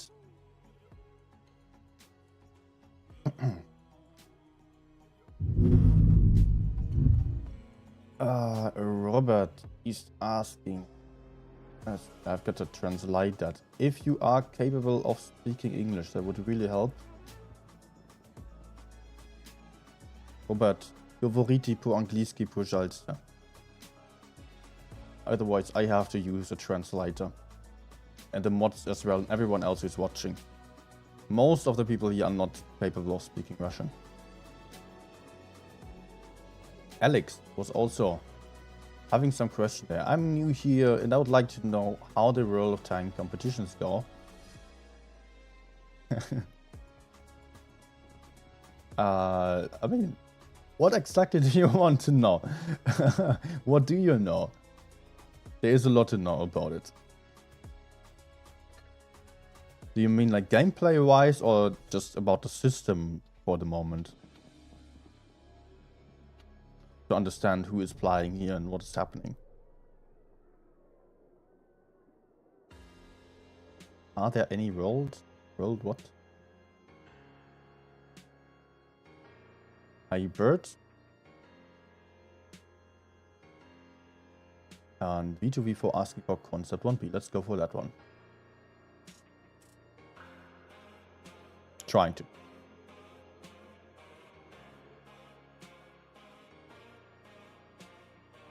Go for some games. No platoon. Sorry.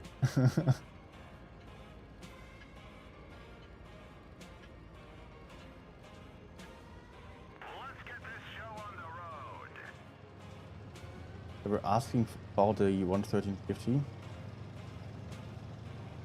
Oh. Kill.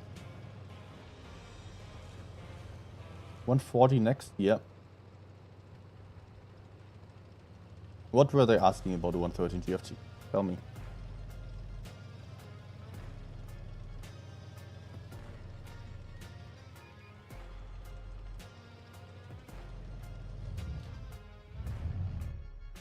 One?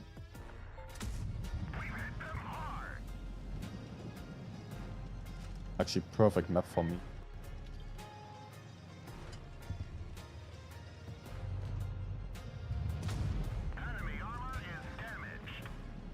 No other map where I can have some hull down position as nice as this one.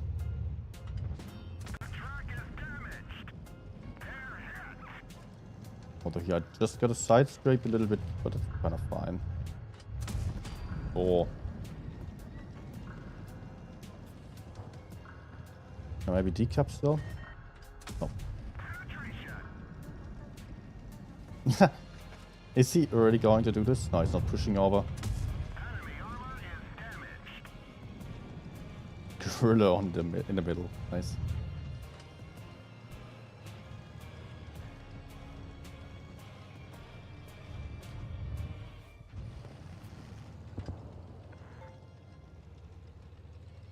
What is the Caro doing?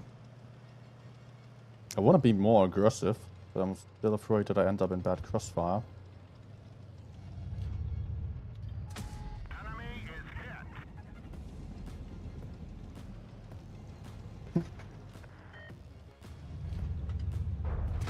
Punched right through their armor. Was that a successful push? Maybe. I will leave that up to debate. Looks like that one went right through. Ah.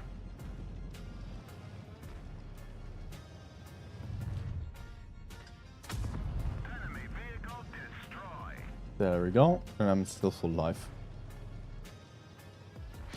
Main gun hit. 460? That should be... what? Ah, the 50 TP. Enemy is hit.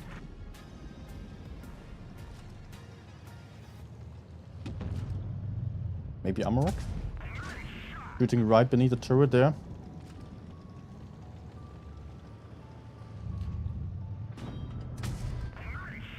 Hello. Yeah, okay, if you block me like that, then I'm also going to block you now. One of our trucks was hit. I hit the gun of E75. Through my tank. Penetration. And what's the game? Actually, HEM? Oh.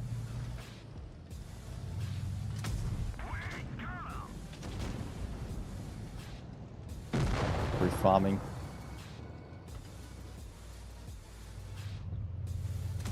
Punched right through their armor.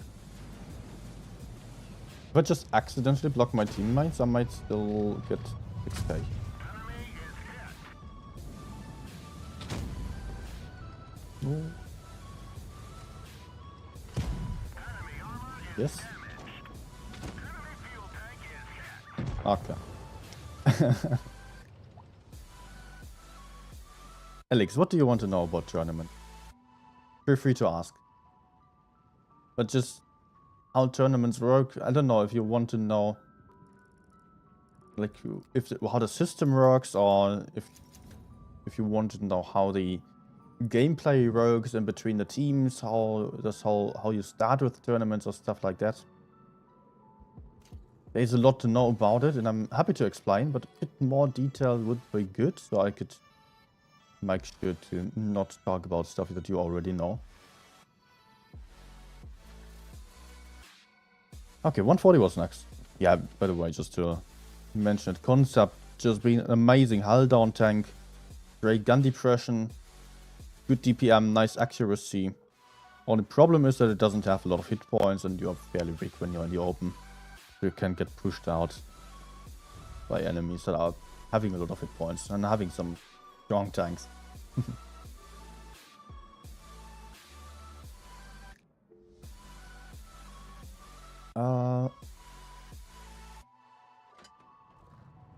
Why they were playing it in tournament, the VZTD?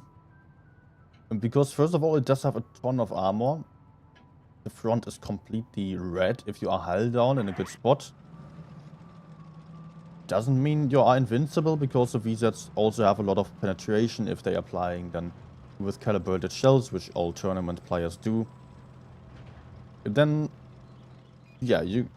oh no, that's bad. Ouch. No, no, no, no.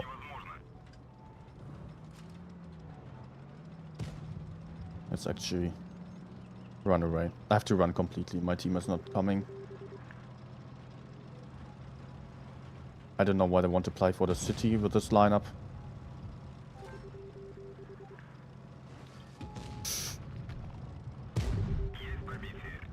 Okay.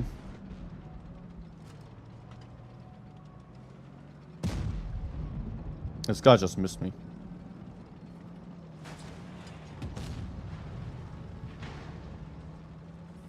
Oh, there's more actually. Just what? I just see enemies have triple 183. No way. And a yak. Oh my god. Could this lineup be any worse than that? Move away where they can shoot me.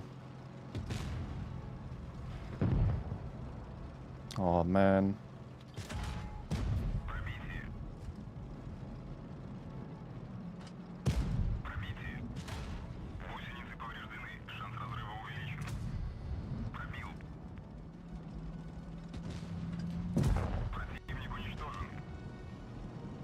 Lucky little Sheridan did not come for me.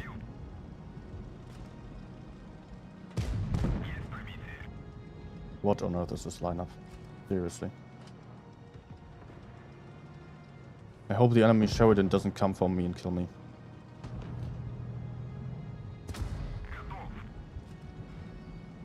I mean, I just hope that he does low roll. He gets me. He's a one shot though.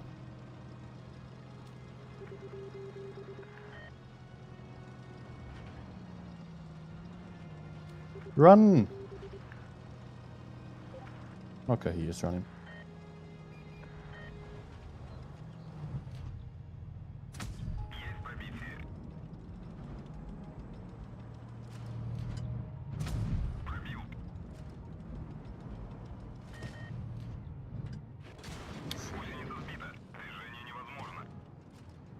That was a Sheridan. No.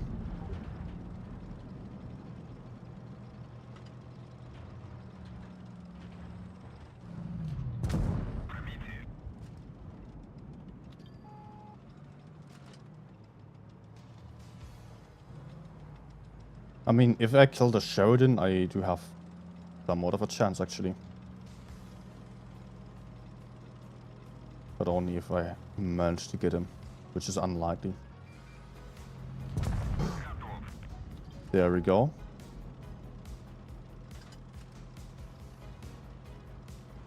I'm just pretending to run away.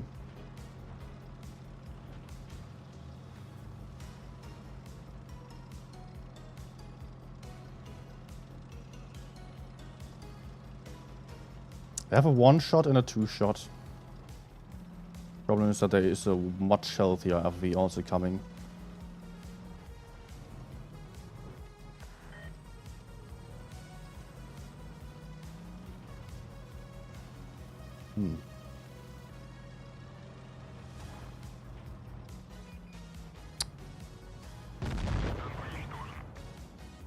Nice. Straight in the middle and looking at me.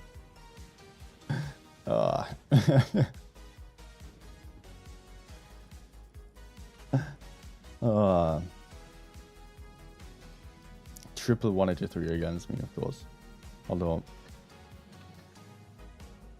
yeah.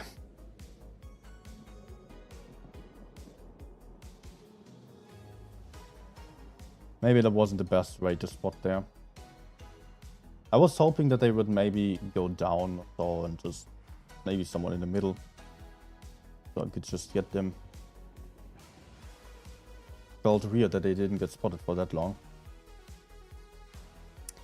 I think I'll quickly wash my hands because they're kind of sweaty. It's 25 degrees plus here. That might help me then. And then VZ. Okay, I'll be right back.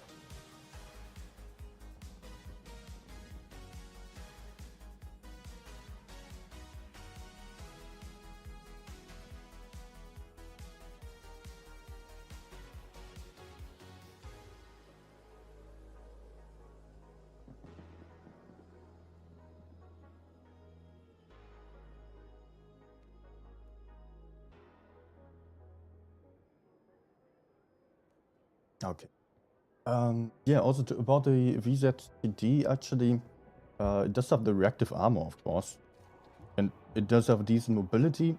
Let's just get over there, show you. First of all, it does have reactive armor, which just increases the hit points, actually. 27% only for 13 seconds. Yes, that's not much, but still, for 13 seconds, you're basically having 27% hit points more.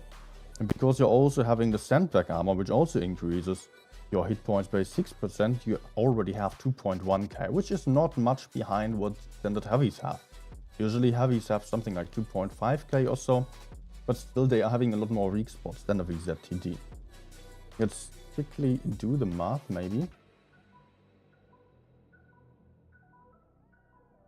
Get on my calculator. 2120 times 1.27. So if we add the reactive armor on top of that, so we are having 2.7k hit points almost effectively. Just for shorter duration there, but it really helps you if you are getting pushed onto, because it makes it a lot harder to get a tank killed. It needs like 5 shots then to kill, or 6 shots to kill a VZ if he uses reactive armor, even when you're shooting with a VZTD. Also, if you try to HE VZTD frontally, you basically do 0 damage. Only the lower plate you can penetrate there. But another one was requested. A VZ heavy tank.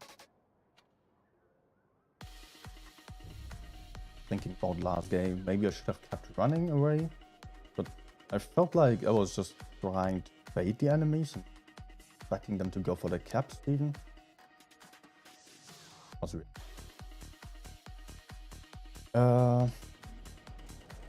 Then there was another question by Bob. Why, when I'm tracking an enemy through cover, just before they break cover, they disappear for a second or two, then reappear?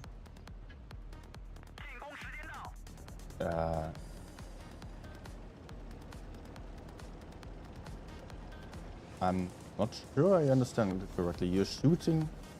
I mean, the tracking has 0 impact on spotting in it. If you are destroying... I mean, the spotting mechanics are as following. You are just having your standard view range, and every tank has a camouflage value, which is getting multiplied by the view range. And some other factors also applying into it. Don't know the exact formula right now. Yeah. Let's actually fall back here. I'm not having that much backup. A bush also has some camo value between 25 and 50% as far as I remember. So that also gets multiplied with the enemy's view range then. But if you're shooting behind a bush, that camo value resets. So that's important to keep in mind.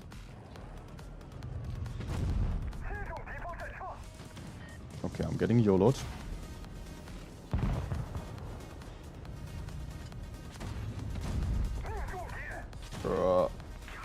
Can I run away from the tortoise at least? Not really. Nah.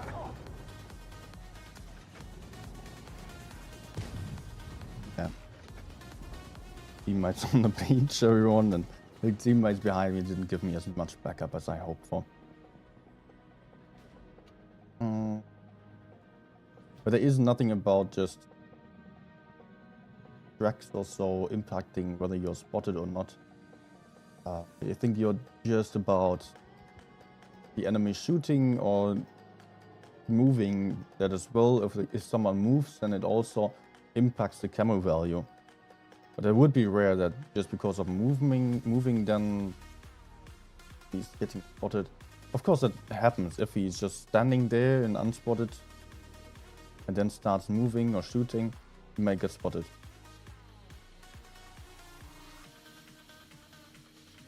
I think I will go for another VZ game. That was not that great.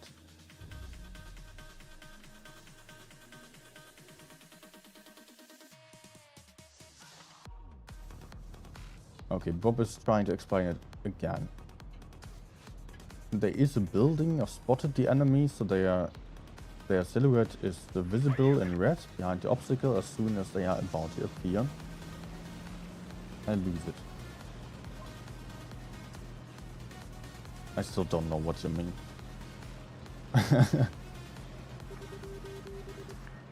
I honestly have no clue.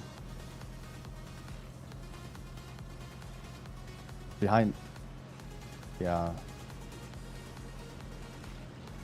There is nothing special to the buildings. Either you spot them or you don't spot them. Within 15 meters or 15 meters you also perma spot them. Proxy spot them, that's called.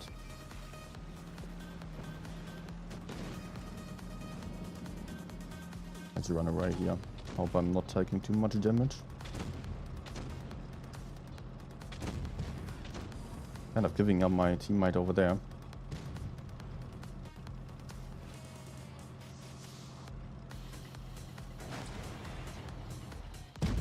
Nah. Okay. Down he is. And the others are just pushing the other side. Already lost the projector who was pushing onto the E3. He's at 75, so already behind the E3. I think I will just push the enemy spawn here.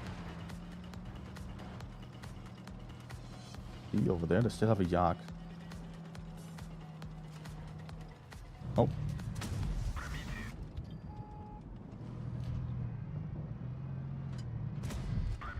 And he doesn't pay attention to me. There's an AFK. No. Why no track shot? Oh no, the AFK woke up. Of course. Okay.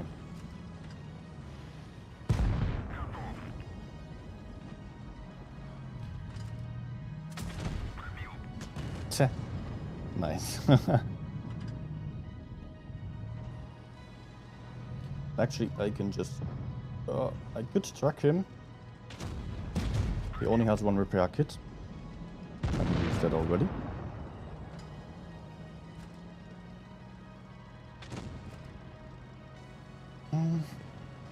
Yeah, 140 can actually still be fun if you are able to move around and farm, but it's very tricky tank to play. Might be the worst or hardest tank to play at the moment.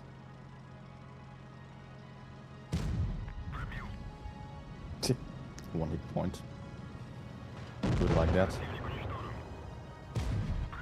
Crack shot in here. Can I HE him?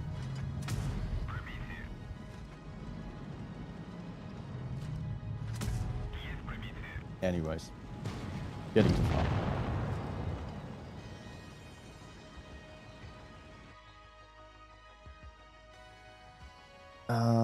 When he is watching a tank and it goes behind a building, right, its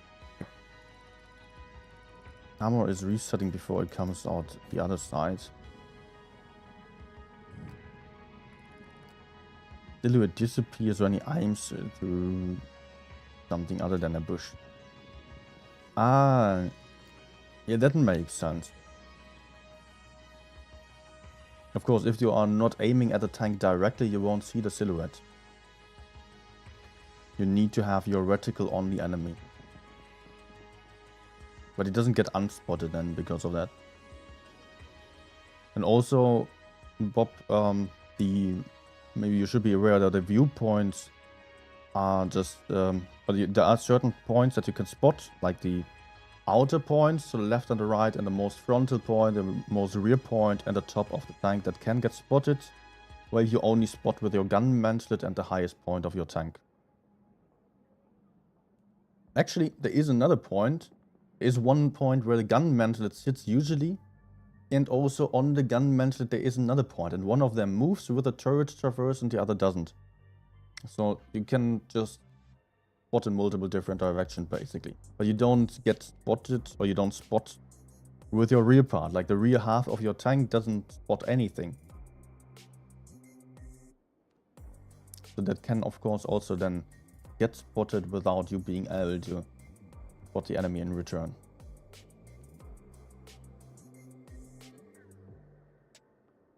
T22. Also, there was a question, concept 1B worth it? 18 or worth 18,000 gold? I cannot really say whether it's worth 18,000 gold for you. I would probably not buy it because I bought almost all of my tanks on the auctions or on sale somehow and only just get them for the cheapest deals. So if you have the gold or the money for 18,000 gold and want to get the concept, yeah, concept is a great tank at the moment. Definitely worth getting. And that I can tell you.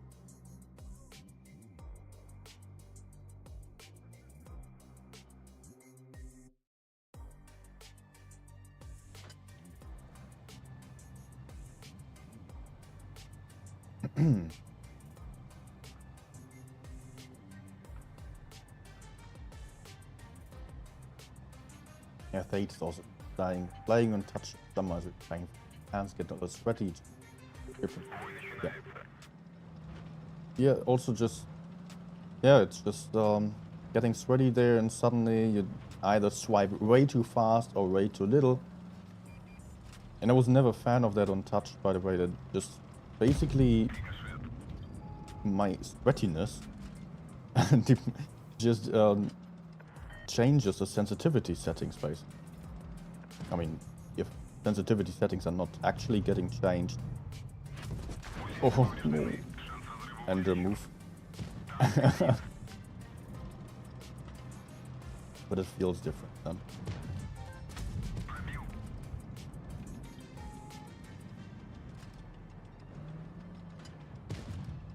I should run away right now.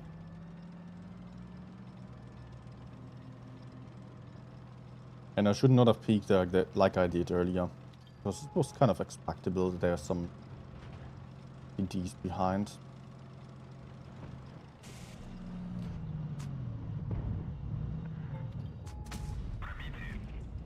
Okay, nice.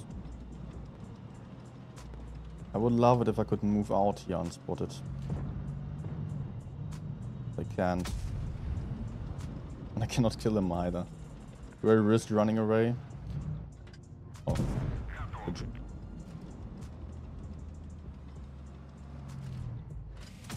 No.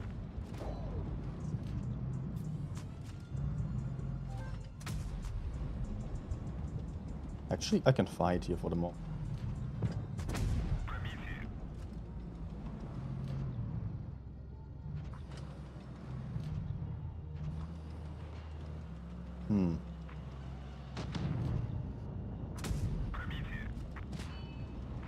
Going to bounce me.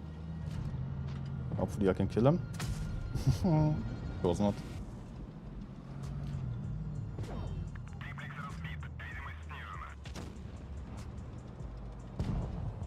And the 2Ds are distracted. Let's go in. We got this.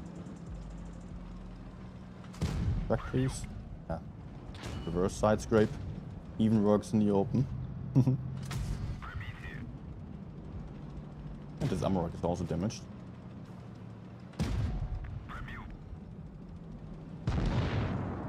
Great. Didn't really expect to survive this. Luckily my teammates pushed forward still.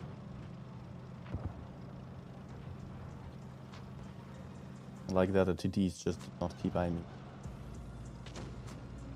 Ah, can I have a last shot? Please? Nah. Nah, no time.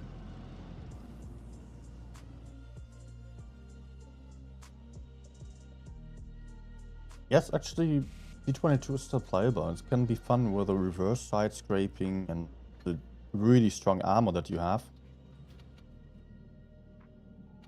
Although it's a bit slow for my taste, I think many people will enjoy it. So, hey F, nice to see you back. GG's with BPS. By the way, what is your in-game name at the moment, actually? Are you Marmalade or is it someone else?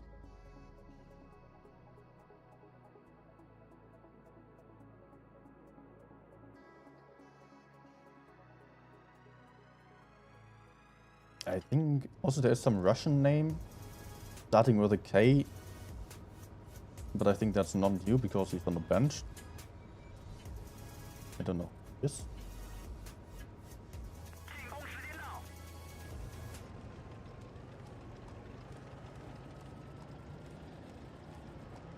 Be nice if someone going to the left side as well. Oh man. No, it's too late for me to spot.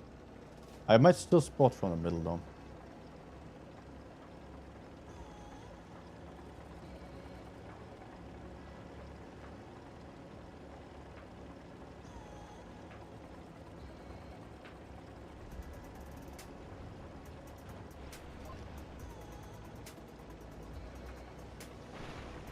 Yes. I see what you did there. Okay. Okay, F is marmalade, yeah. Oh, the medium here as well. 未能击穿敌方装甲。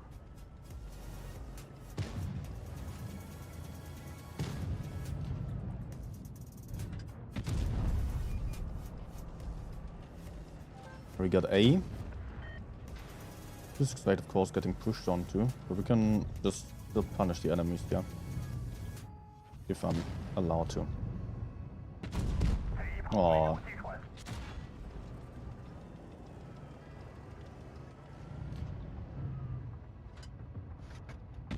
击穿目标。 epic 320 damage. First shot. Oh, okay, second. 敌方战车好。 I'm actually not safe here. I'm not having a good tank 我们打中了敌人。 to stand in the open like that. Hi, Galaxy.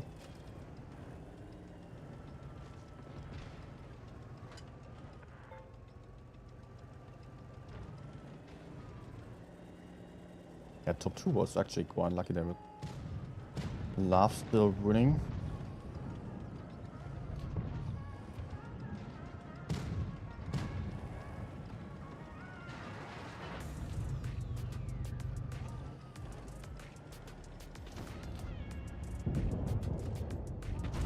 No. Man. Why?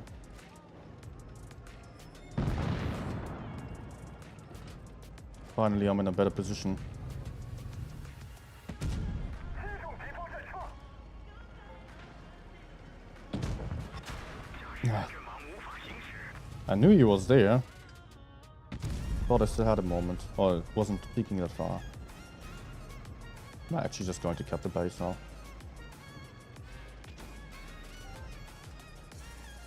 Yeah. We're already down a couple of tanks. We might be... And I'm not really able to farm here.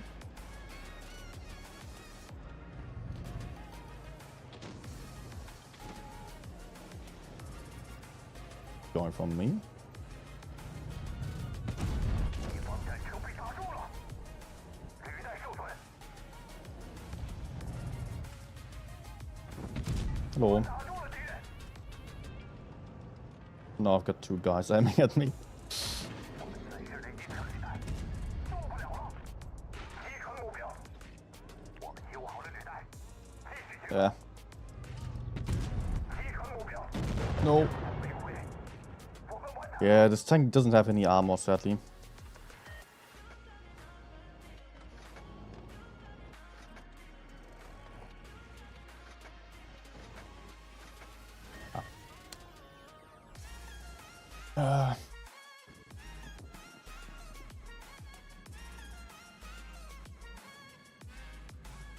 Yeah, Hamster is third, I think. By the way, what tank do I apply next, actually? And V2V4, in case you were thinking about getting 5A, don't. That's absolutely awful. No armor. Has some accuracy, but that's... It's the worst heavy tank in my opinion. Then there was... APZ was also mentioned. Can do stuff, but I'm not a fan of this tank. Or around there. It's just too slow for my ties and inaccurate on the move, but yeah, it's I think it's actually not bad, especially if you're not on a level where you do need a lot of mobility, then you can just benefit from the tank being able to out-trade the enemy, having great. But in general, at the moment, I don't play a lot of mediums off-stream because I just think that class got nerfed way too much with the last update, with a mobility nerf, with a view range nerf. Mediums are just not the thing at the moment, apart from maybe Carro. And that's about it. Yeah, you can also play Leo, but I don't really enjoy it. I know others are doing much better on the medium still, but I'm just so used to spotting enemies and my playstyle is so focused on that it's totally confusing after so many games. If I'm suddenly not able to spot an enemy, just getting wrecked in the open.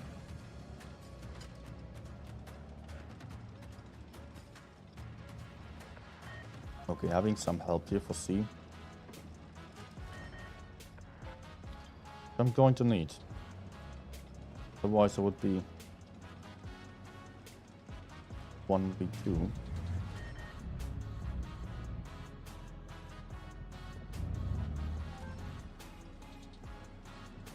Okay, let's go kill the E1.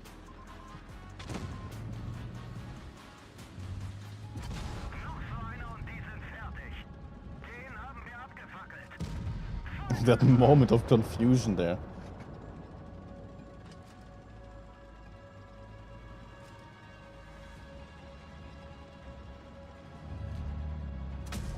Oh, nice.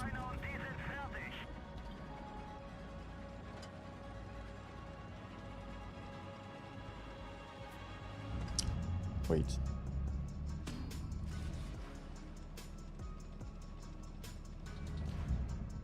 I'm having a shot there. And once you're aimed in, the accuracy is actually pretty good. Just on the move, the accuracy is horrible on this tank. That's a problem. And it's pretty slow anyways. The acceleration is just really bad.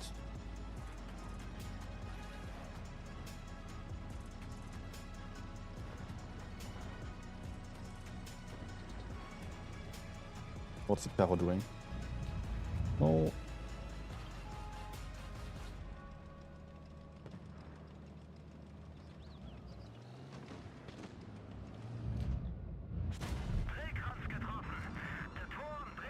Oh, yeah, actually got into my side still.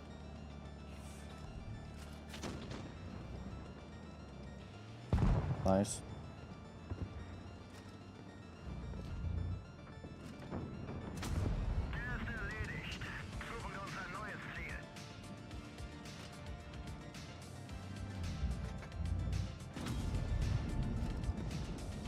One. I don't want it to freeze right now.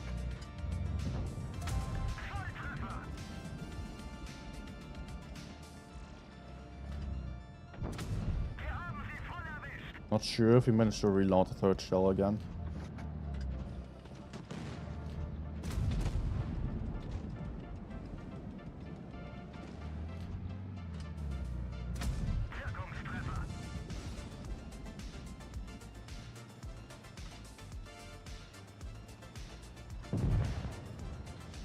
Domino.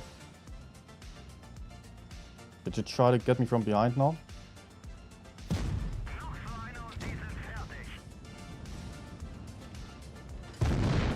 Yep.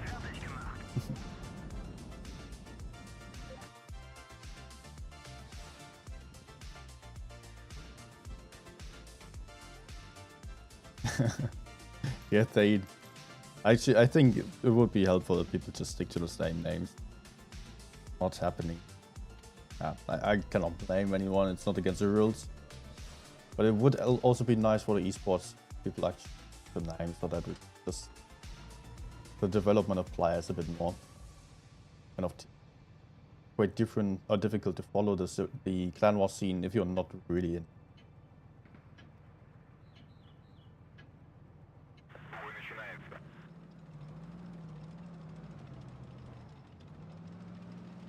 Okay, we're going. I thought he was maybe turning around. I really don't like the side, by the way. Just to mention it here. I just hate fighting this for this medium side. You never know if you do have tank advantage here. You cannot spot if there are any heavies or TVs helping.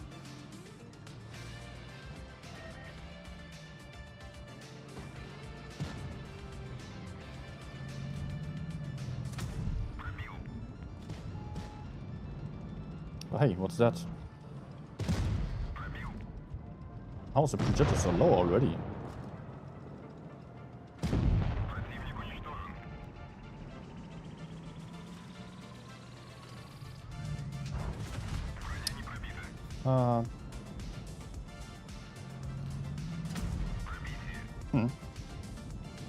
Didn't expect this, right?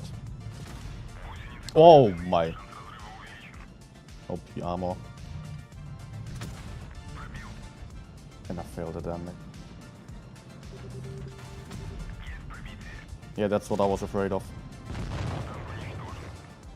You really never know what is behind there.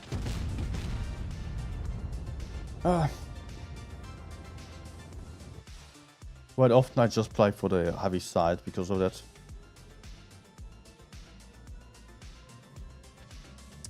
What was also requested otherwise?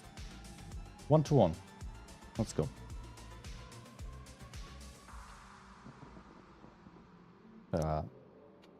There. Other comment. Bill is asking, is it really a good tank, the KPZ-50T? It can do stuff, yes. I don't think it's a lot of fun. And I would just not spend a lot of money on medium tank in general at the moment, because mediums are all pretty bad. They are playable, but at the moment it's really a matter for light tanks and TDs. Heavy tanks also still work, but mostly lights.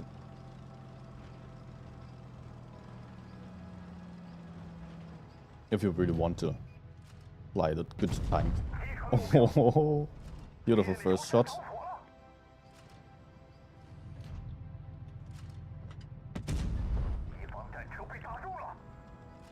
You can see me always only shooting once the enemies are passing into the bush there, because then they cannot spot me anymore.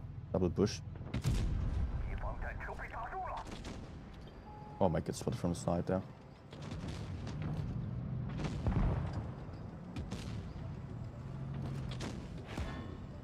Oof. But then I noticed on the mini-map that there was something inside. What's the enemy light tank? That shit.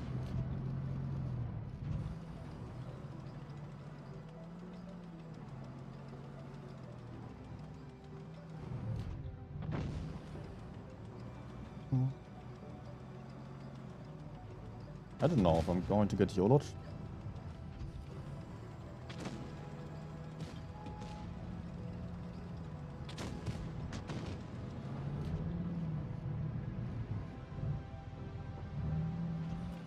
Ratchet is behind us now.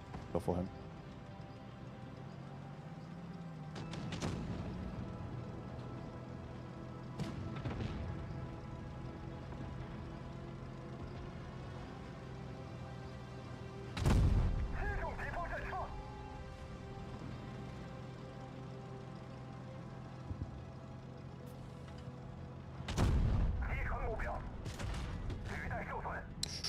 He said also.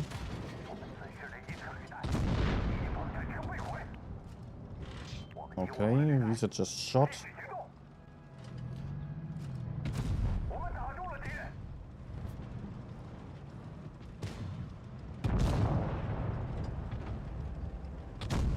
No. Ah, nice block. Oh, what the hell was that?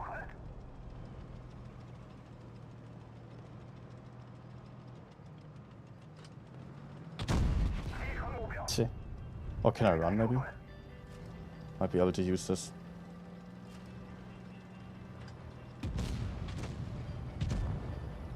But the team is just dying left, right, and center.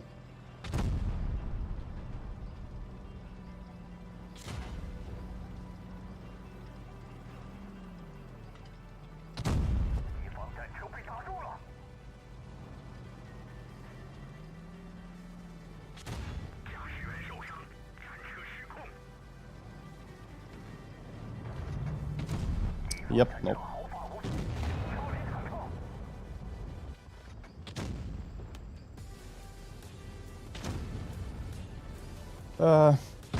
Yeah, I tried hard. Had a good start. Enemies had 2 tanks in the middle. They were not really fighting my teammates. We should have had a tank advantage on the right side by 1 tank.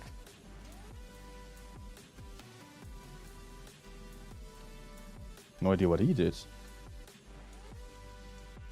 That shit YOLOing right side. Okay, of course. I not really that useful on the right side. And it would have been nice if we actually just followed to the left side. Oh wait, someone was coming to the left side again. I don't know who it was. Someone got back to the left. It helped me with a VZ and Ratchet a little bit with the 1 shot and bite.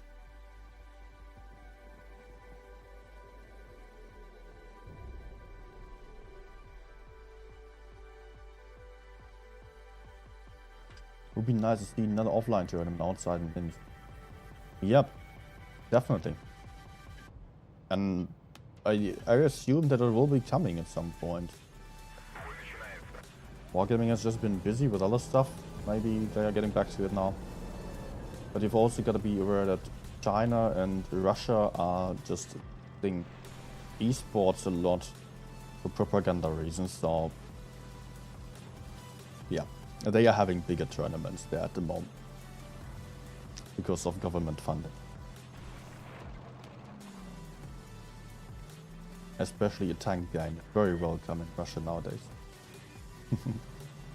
You can imagine why.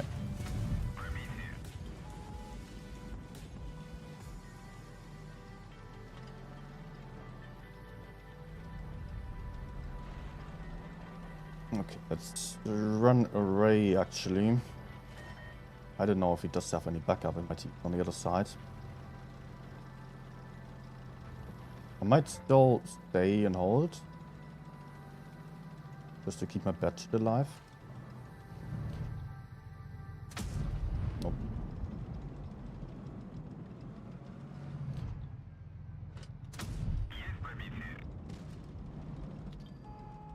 Just to keep him spotted. Oh, no. That's fun.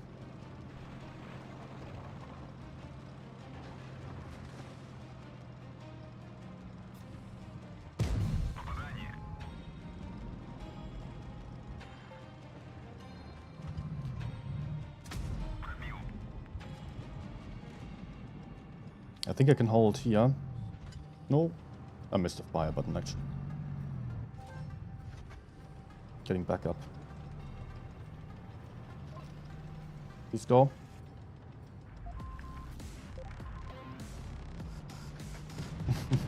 God, man, just go. Oh my.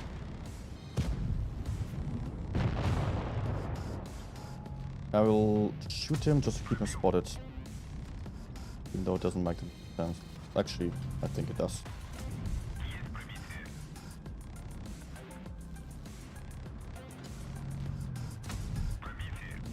As long as I manage to just hide from the 140 a bit. Good.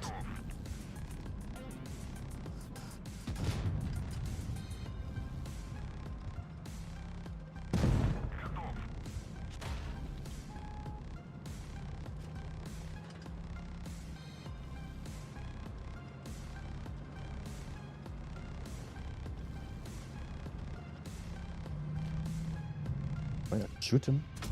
No. Let's try another blind shot there.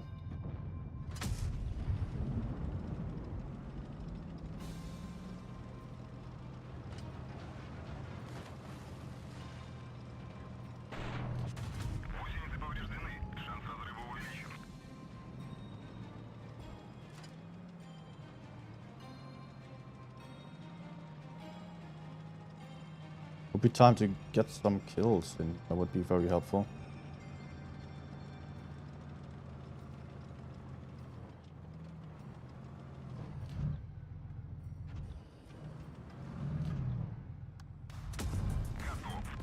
One. And I did not get spotted. I'm slightly afraid of blind shots. Quite predictable where I am here. It would be so cool if this guy actually moved. Man, you are a heavy tank, just go for A. I can support you there.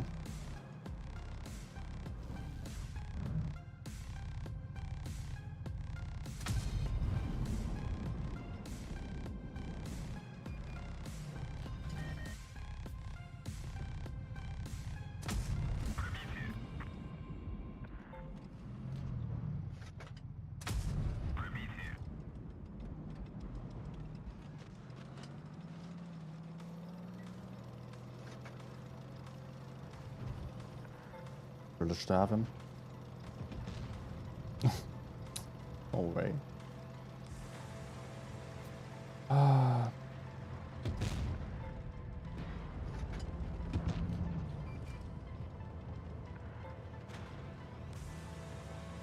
Well, let's not be in front of the baby Z. The 140 was shooting there. I think the 140 is behind there on speed.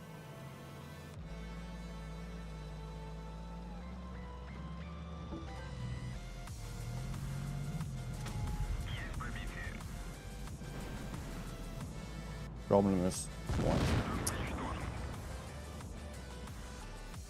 Yep.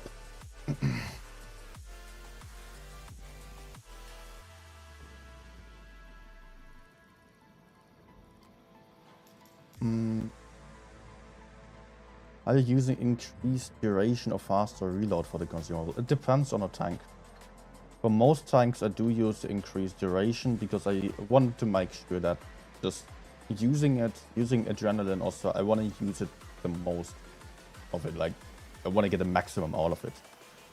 As it increases my DPM only if I'm fighting an a DPM duel, if I can farm a lot. There are tanks where I'm having double special consumables or AMX 50B that I'm only going for the faster cooldown because I want to have it available more often. I don't think it really needs a duration there. If I'm only having adrenaline, I'm always going for increased duration. If I'm having special consumables, mostly I'm also going for increased duration, to be honest. There are rare exceptions. I think Kranwagen would be an exception here. Yep. Because I don't need reticle calibration for that long. And I think I'll just focus on the fact that I'm having a lot of shots into my driver in the front. And mostly you just use the reticle calibration for putting out 3 shots in a row anyways. That's fine then. On a 60 TP, I was using the faster cooldown in the past because of tungsten rounds only lasting for 2 shots anyways and not 3. Nowadays I need the longer duration to get off 2 shots. Unfortunate. I don't know what else there is that apply with the faster cooldown. Yeah. 50B I can think of because I'm just using reactive armor only and just push out, just take a couple of shots, use the reactive armor, put out my clip, and then retreat into cover.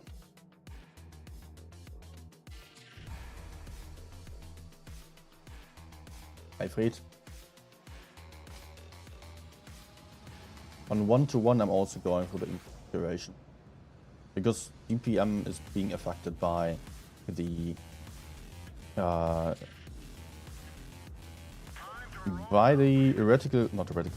the tungsten rounds and also by the other equipment, adrenaline. Actually move towards the corner at the start here. Could also apply for the middle.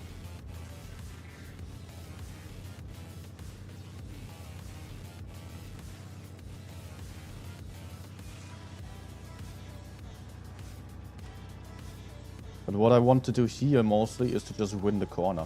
One of the rare maps where I actually apply for the corner aggressively.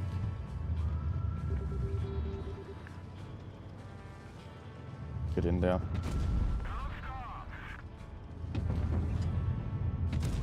Oh no. Oh dude!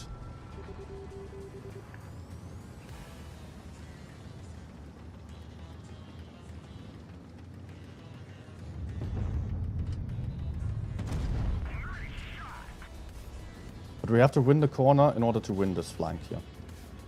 Therefore it's so important to get over here. Penetrate the shots then as well. And seriously.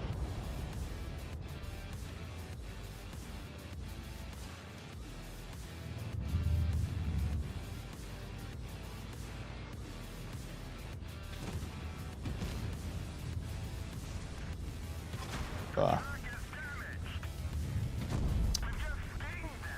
And I cannot penetrate him. Awesome.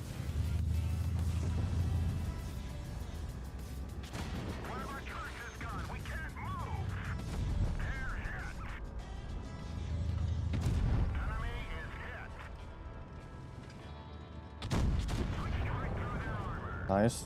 That's what I wanted. Can we win the other side, please? So I cannot run away for too long.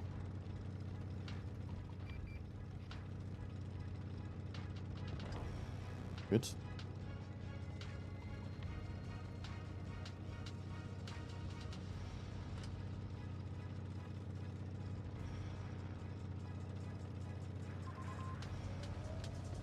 We should be winning the other side.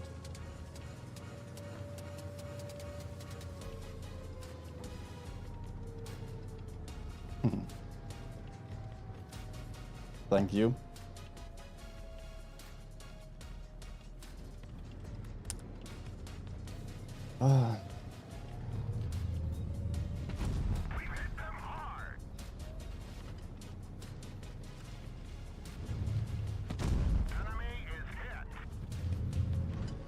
Okay, other side is dead. Let's reload.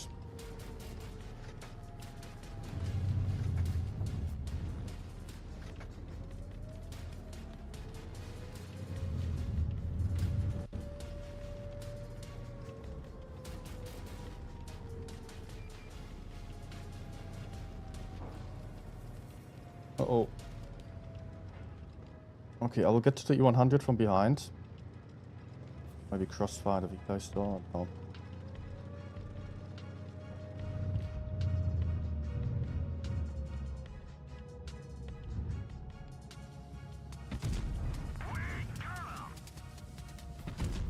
No.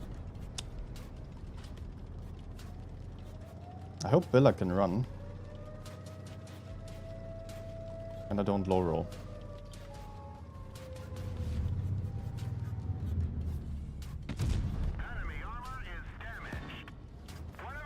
This shot.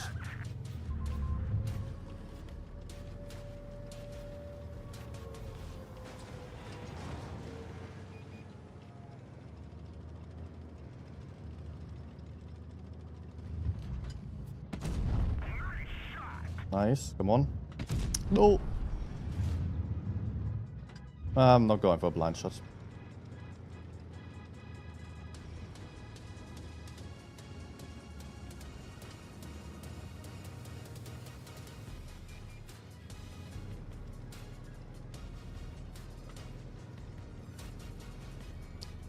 What's E100 doing though?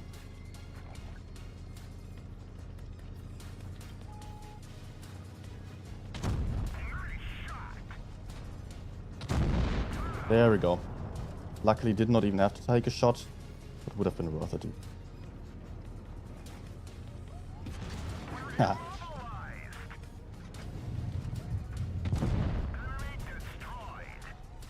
Nice. Good one. Thanks again, Darkman.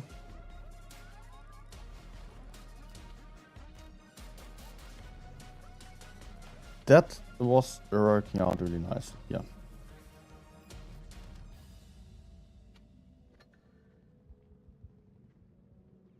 Get a deck, of course.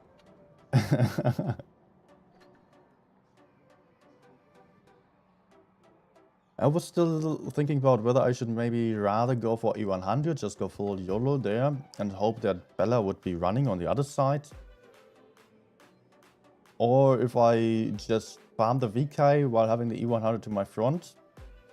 Because in that case, I don't know. I was just not necessarily having much of an advantage. I was probably to win the 1v1 against the 100. I had a clip after all. But I think the free damage on the other side was more helpful. Would have been bad if the 100 still managed to get Bella out. Was a nice game. It's still a great tank. Reno or Kran? I would definitely say Reno. Although the Kran is more durable and it can really Tiger Punch, Kran tank. For some time, as I was starting to play the Reno, I was still thinking about it. Maybe Kran would be better, but at this point, I think that the DPM difference is just big. Also, the Reno being much more mobile.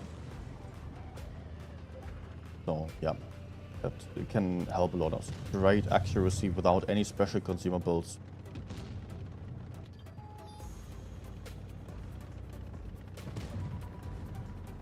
The guy is kind of trapped there.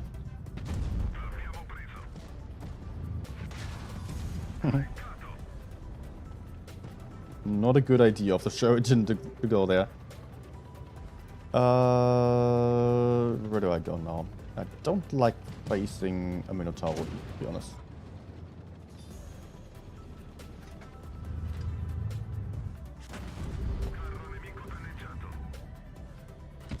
Nice. Amazing accuracy, really. And also really nice about this tank is that your best DPM is on the second shell, or the first shot. But you're shooting it second. So as a result of that, you can safely put out your clip and still have good DPM after.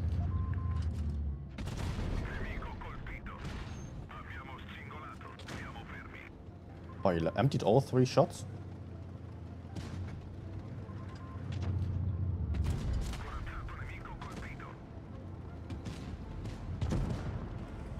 For Kranwagen, it's the other way around. You're having the best DPM on the first shot that you're shooting. So on your third shell.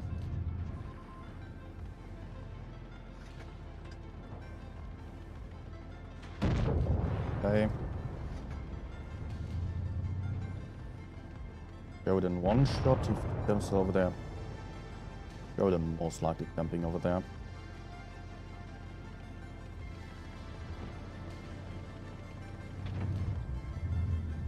No.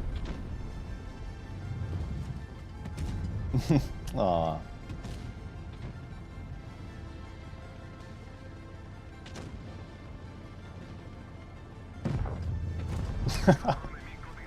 But this one connects them, yep.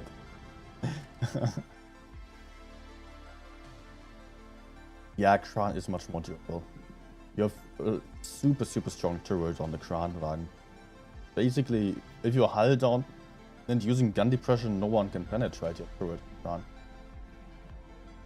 Except for Hori. And if the Yak E100 was flying with calibrated shells, maybe that. Otherwise, TDs with calibrated shells with heat can penetrate a Kranwagen turret as well if it is in open, or if it's on flat terrain. But a Rhinoceronte can be penetrated by almost every tank with heat, if it's not perfectly hull down, and it does have a cupola on the top, which is also a lot weaker.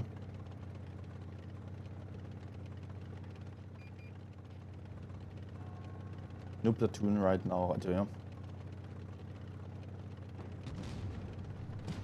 It's a medium lineup. Immediately go over here to help out.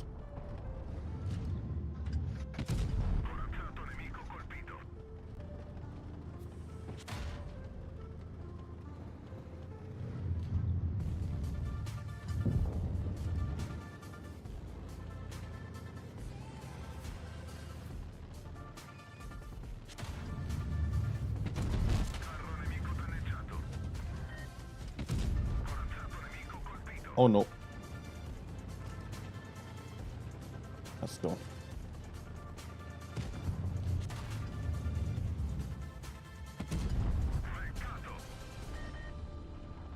Your team?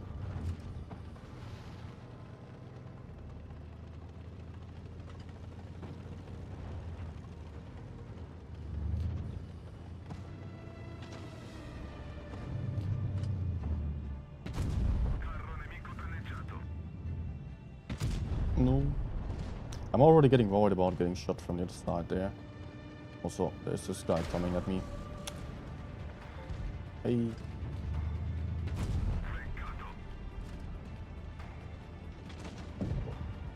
Should be possible. Oh.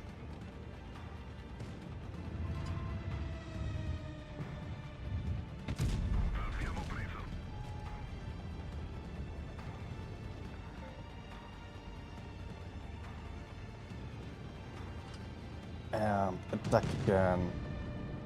Unfortunately, I'm a one-shot to all the enemies.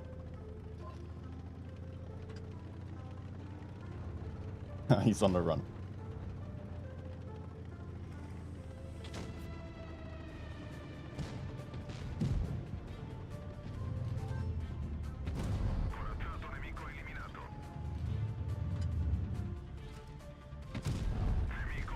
Nice.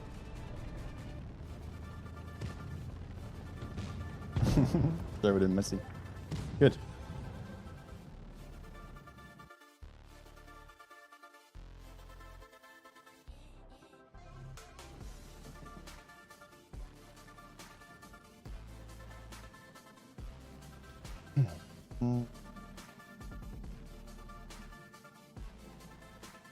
These TVP. Yeah.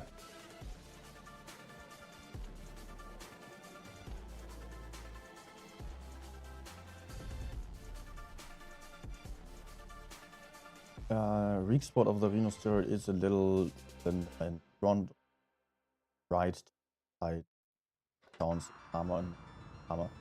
No, that's not real. But yeah, you cannot ban that. As far as I'm aware.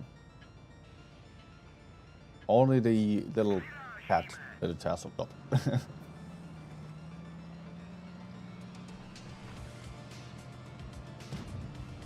Otherwise, the frontal armor, the turret at the hull is quite weak. Turret also just not the strongest, but it can be very strong, depending on the angle and the tank that you're facing.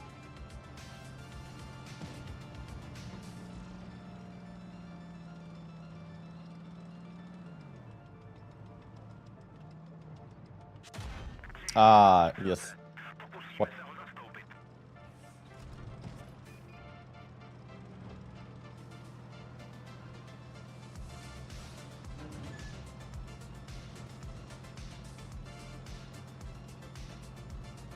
None of the enemies in the middle even?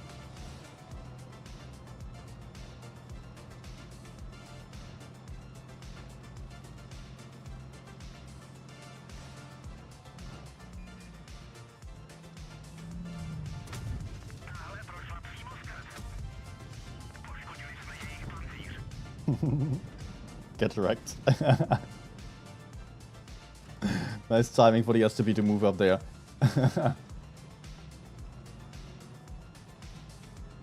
Hey Bella, GG. First time I met you in game in years, and you carried like hell.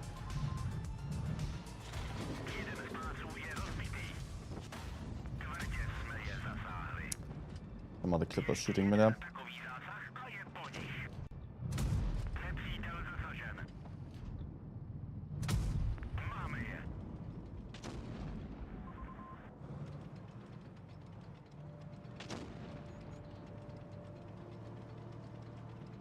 I hope the chieftain's surviving until I'm reloaded.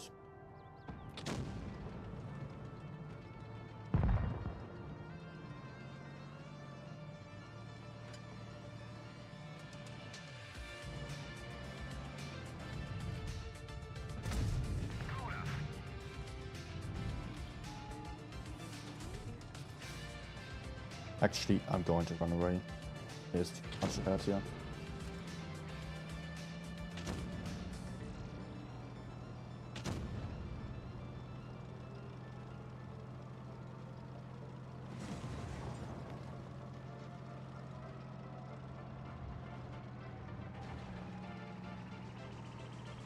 Basically 2 options for me right now. I could go back to Chieftain. Or still try to hold over here. Try to fight for this barrier. Go back. Maybe I can get the budget.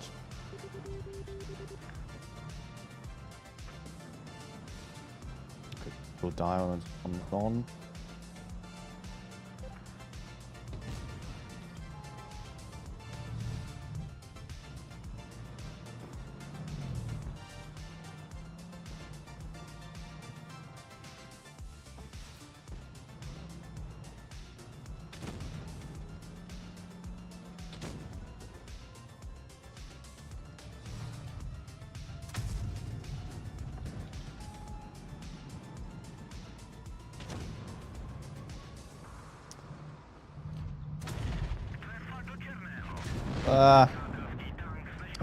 I love those moments when the track shot is turning the enemy straight into you. So awful. I should not be doing this. Yep. Really shouldn't.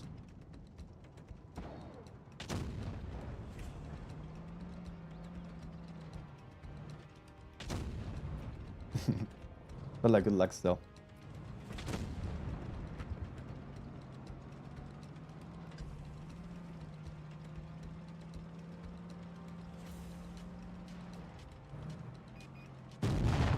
No! I kind of knew it was risky, but didn't expect him to be there that quickly. Lucas.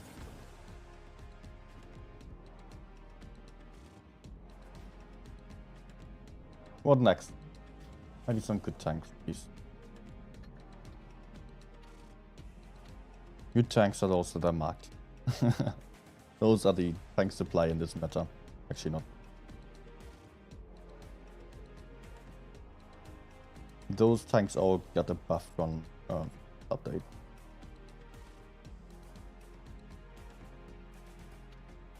Let's go for Bosch.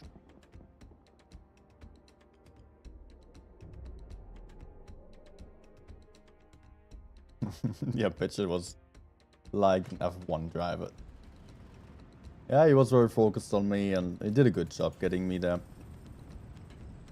Might actually win them the game.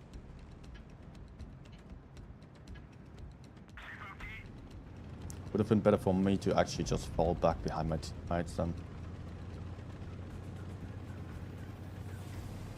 I definitely had the opportunity.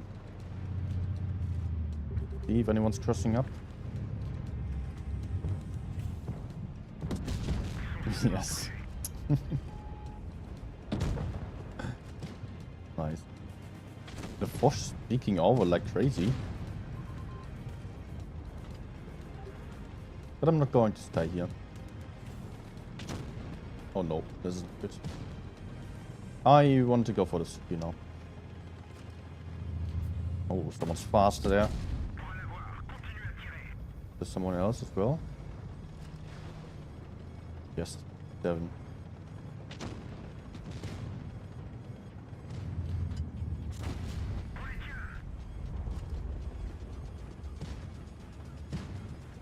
I don't have any backup actually.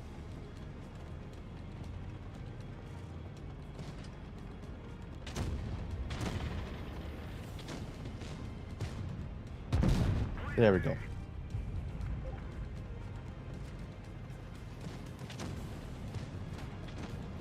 140, you don't have hit points for this.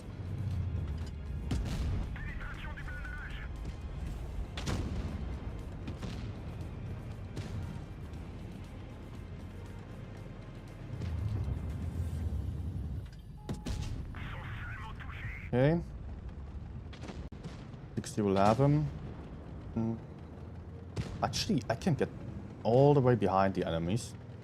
They don't have any campers at the moment. Fortunately, I will be spotted again.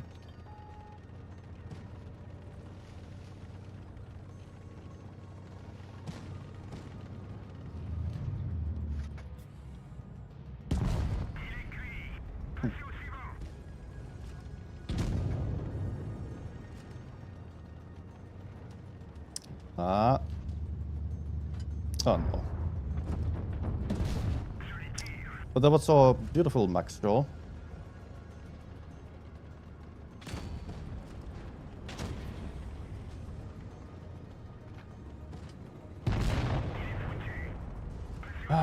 Maybe last shot? Nah. Oh, maybe actually. No! Might have still gotten an ace.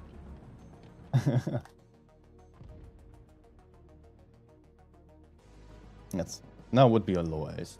Yeah. 5.5, 3 kills. Get some spots then, no? Nope, not quite enough.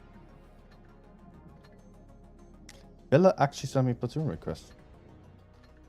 How could I deny that?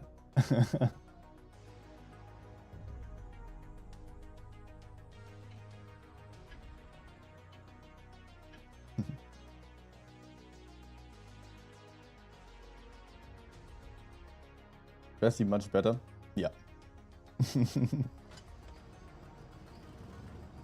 Are there leaks about tanks getting buffed next update? If there were leaks, I was not allowed to talk about them, unfortunately, because I'm a PC cooperating with Wargaming. So, actually, well, that's not really true. I can only not talk about what I do know. I mean, only what has been announced in private to us PCs there. But most of what you do see on the leaks is not really announced beforehand. Only once the test tanks arrive, then, yeah.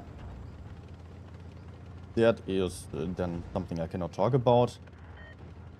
There are also some tanks from data mining.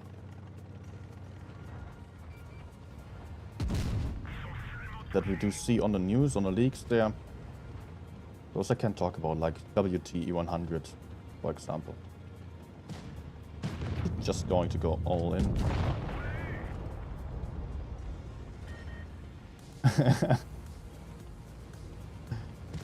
WT pushing here. Now what? Feeling like a bully. Bosch is lovely. Can you stop blocking me, please? Hello. You cannot turn through me. Go cap. Ah, yeah, these pros. Sitting in a spawn all the time and now they're moving in. As we just killed the fighter already.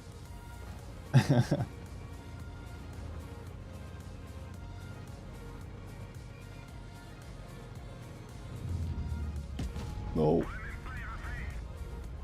Man, should have kept the spot for FE45 then.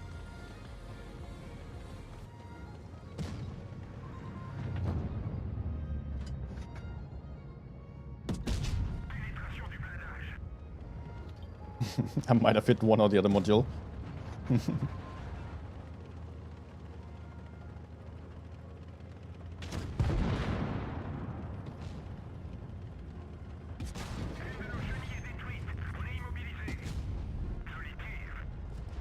Oh.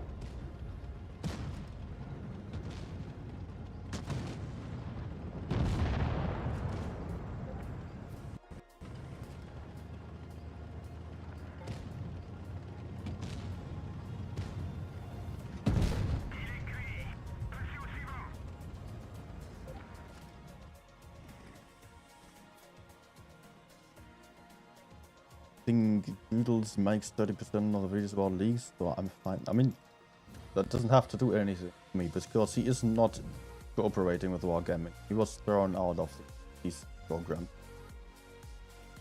So, yeah. Because he thought it was a good idea to just expose some private chats and call Wargaming stupid and whatnot. Insulting multiple employees there.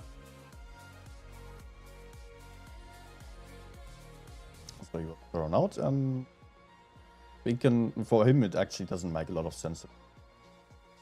The benefits of being a CC are that you do get to test tanks, you do get to just, what do you get to? You get some free gold.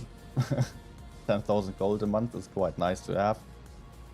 I just spend it on crates, or save it for the Christmas event. for the snow globes.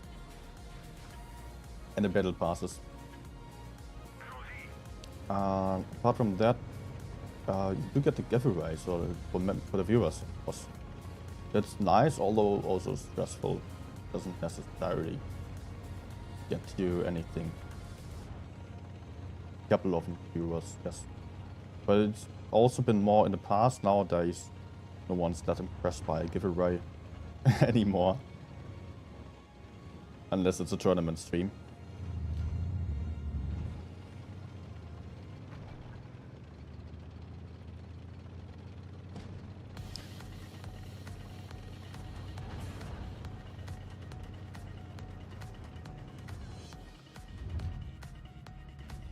I don't consider this to be a safe. Would need too long to get back into cover. I hope the team is actually coming. Then we can keep fighting for this corner.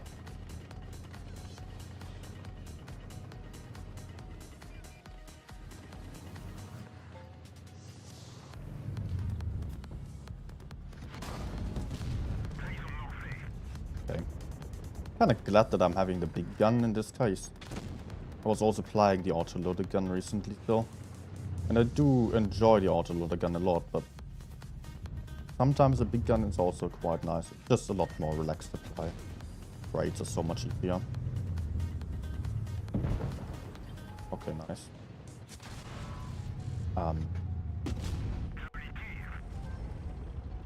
What was hitting me there?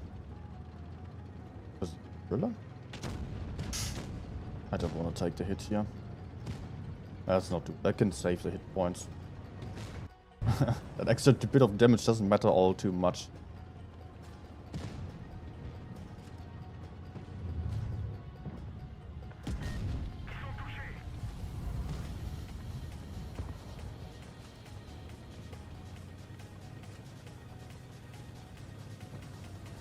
Huh?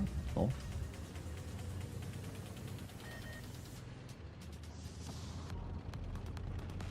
Let's go.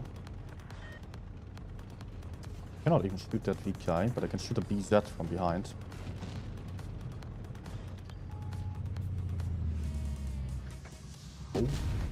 Oh.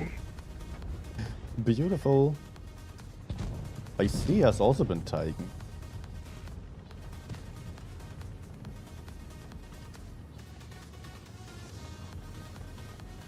Huh?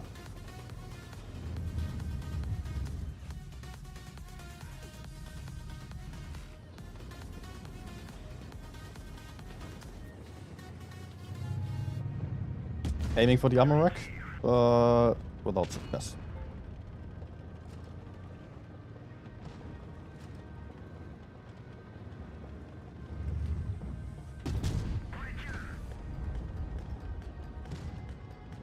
Yeah, I'm safe from behind, okay. Will ram.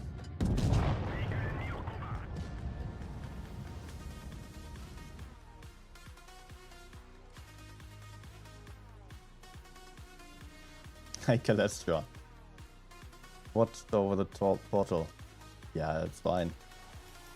It's always a bit annoying actually when people are watching on a portal, then they don't get to interact with the people on the stream, and that's what makes a good part of the game. And also it's important for YouTube, for the algorithm, that people actually write something on the chat and like and stuff, that YouTube knows, okay, that's interesting what's happening there, and that's not all bots. If there are a lot of viewers and no interaction, then YouTube doesn't promote the content at all. So keep in mind, if you if you want YouTube to show the content to others as well, then it helps staying high at least. Occasionally writing something.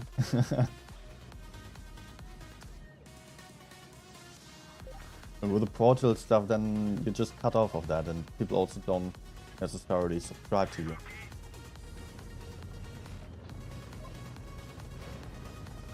Come over. Well, we're at 1v2 on the medium side. Never mind.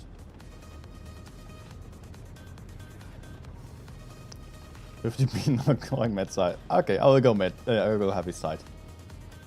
I think that's safer to. Yeah.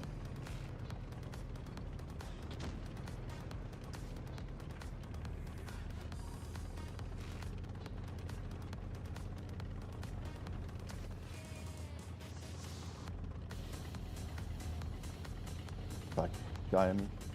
Ah, Nix is still asking what's your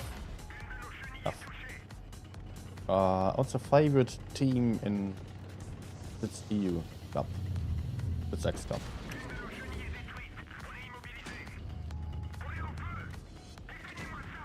Actually, I'm always rooting for the team that goes against the meta and is good at it. I do have a bit of a connection to BPS and also on Love and Serenity. There are no people, but 2 of those are out, so BPS is remaining only.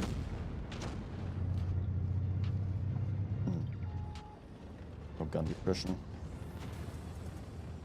Ori behind as well.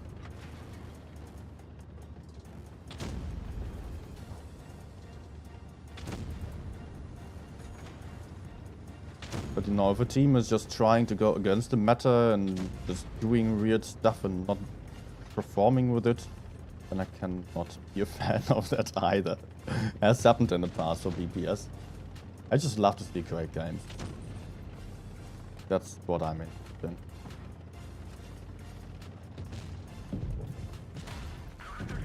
Oh no!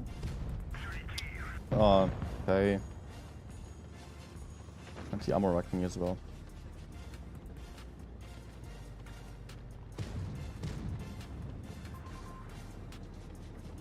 No chance to win this one. I can also not just cross in front of that AV.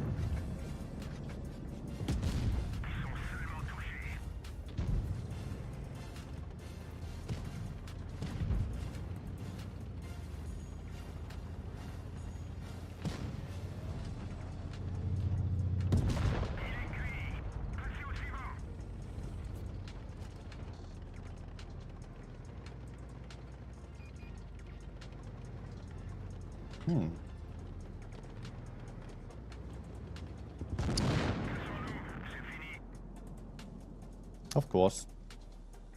I was just thinking that I'm probably over-peaking and I should be running away.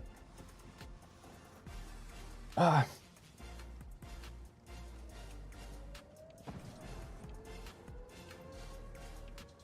Is random playable? F is asking. Yeah. Actually it is. I mean, it actually works out. Despite me not being really happy with it today in general and my performance, it still kind of works out. No idea what I want to play. And just play lights. I don't enjoy heavies or mediums at all in this meta. I can spam, although AMX 50B I'm spamming a lot. 50B and Batshit I have like 180 games each in 30 days. 100 LT is also great fun again. I just marked all the tanks that got better in some way. Or relative to others maybe. Although, I don't know, occasionally I'm accidentally marking tanks.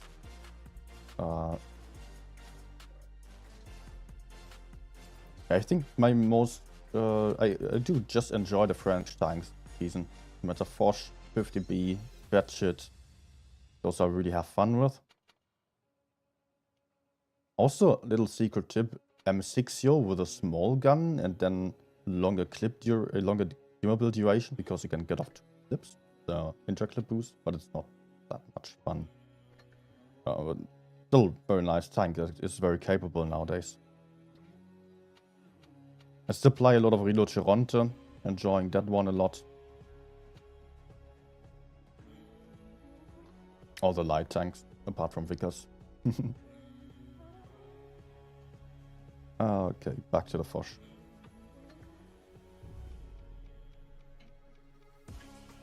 Marked E50, yeah, accidentally actually. Somehow I just managed to double tap every tank that I want to play.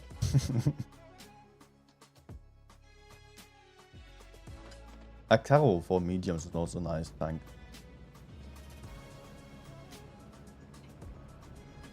Yeah, E50M I don't like at all. Oh, enemy team with Bessie and Adrianito. Okay.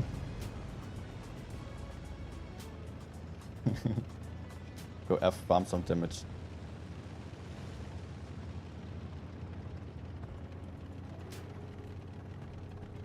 I play almost all my games alone at the moment. I just enjoy farming damage a lot more mostly.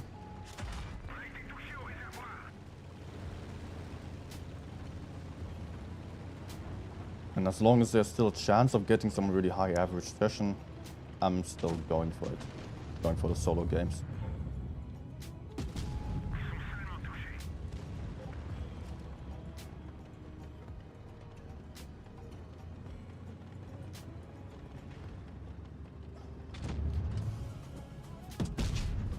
Gotcha.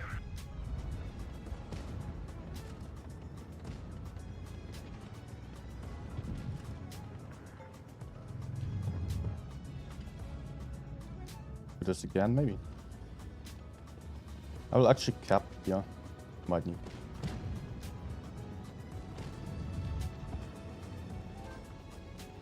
Oh. Ah, no. There we go.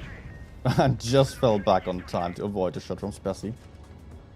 I knew it was about to come. And I was quite worried about it, but I knew also that I needed to help my platoon mate. Or Matina. Bellatrix.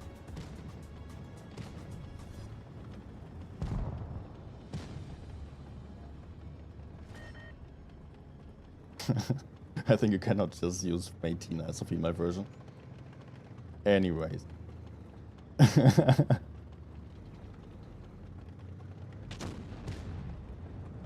want to shoot.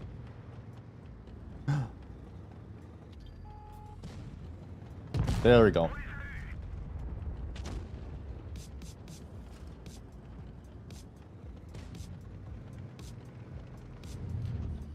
No. Ah, close. And my screen is sweaty again.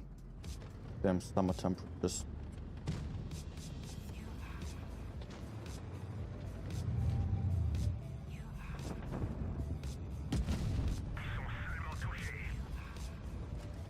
Okay, really messed up. Otherwise looking quite good for us.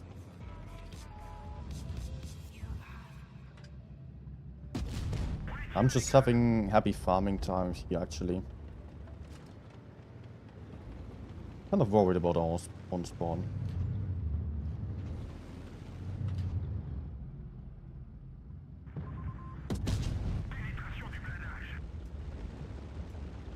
I mean, Bessie might end up in our spawn there. The fortune also bad shit.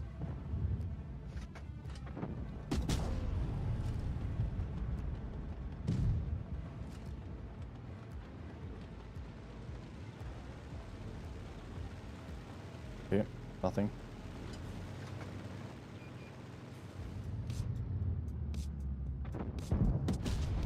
Good.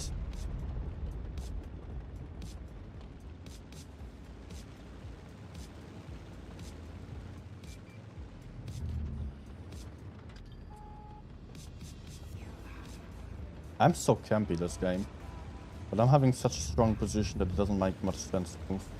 Now I can move.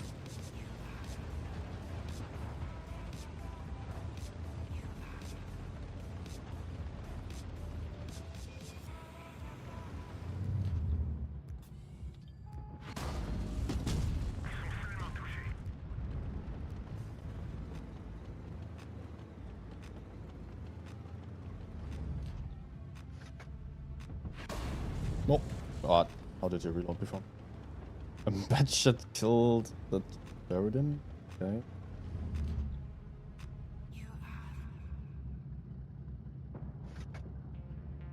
Ah.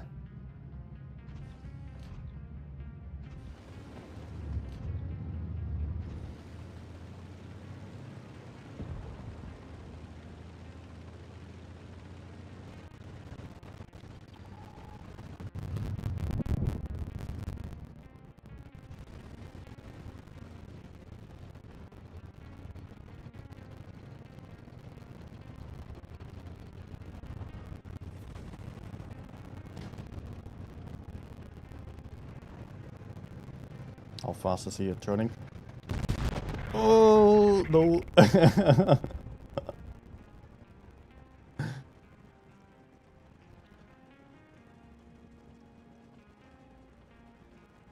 It can still run, of course.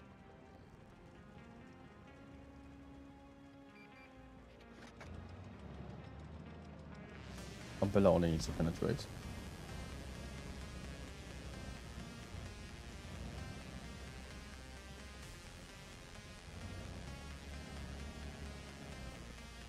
And not get armor rector, so.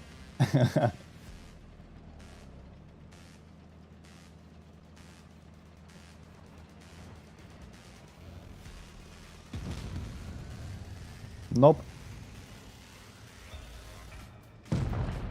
Nice. We might have had some really strong platoon carry here, actually.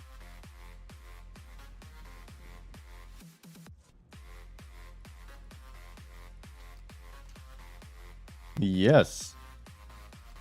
Dang. That was amazing.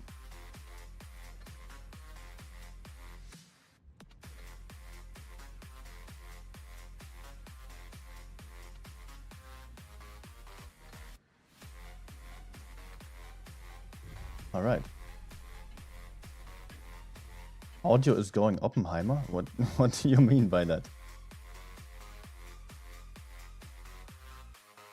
What is wrong with the audio?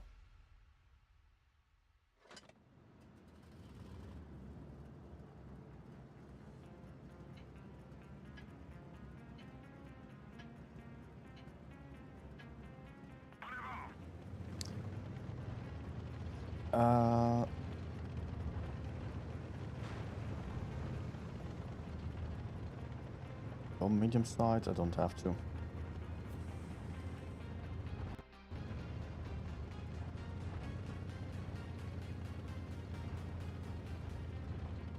We're already having 3 mediums. Nah.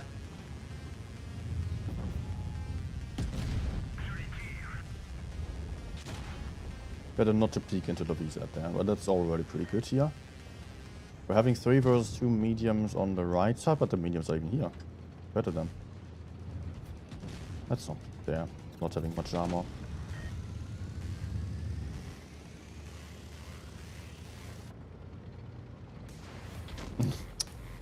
What are you doing there?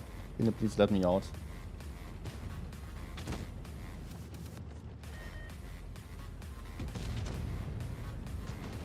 I think I'm actually free to flank from the right.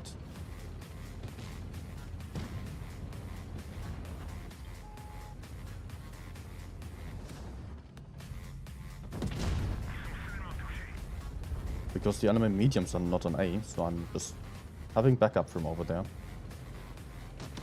Feeling good with that. Of course, I can also not get too aggressive as I will get repushed.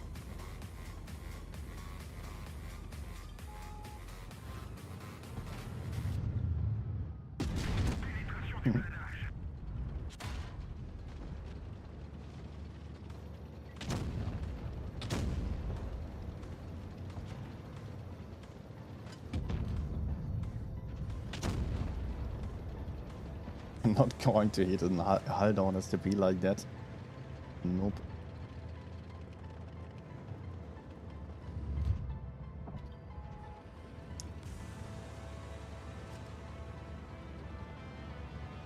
The guy's annoying there, definitely.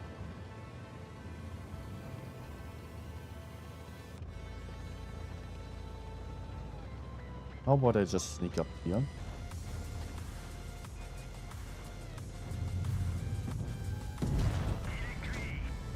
Nice.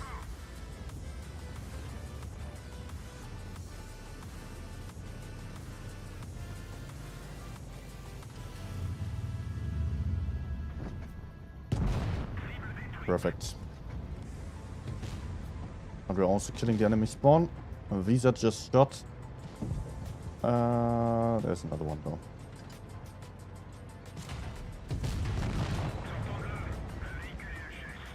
F. Oh no. Playing a tank with no gun depression and just peeking in a greedy way is not good. more damage for Bella.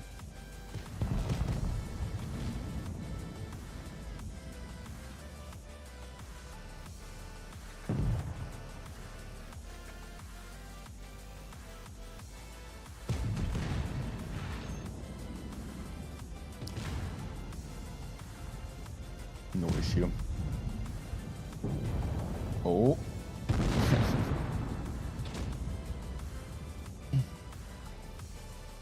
After also saying he was waiting for EVR tanks, there may probably be real tanks, right? I don't know. I don't really think that anything faster is going to come in. Whenever Wargaming was releasing something that was really fast, like the Batshit, and they were quick quitting them, like the LT. Even faster than that just doesn't make sense on these small maps.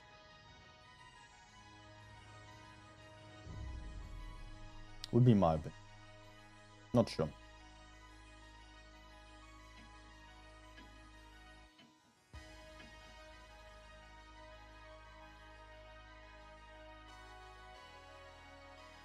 Ah, we're back. Bessie, I need to getting their revenge.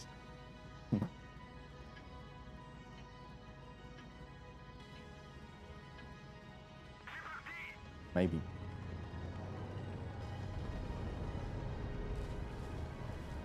Flying avian wash now. Tons and tons of mediums on the line up here. 3 mass 3 TDs neither side. Yo versus their FE2 and 5B.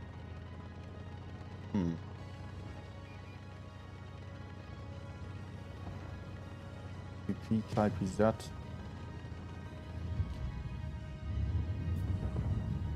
Oh.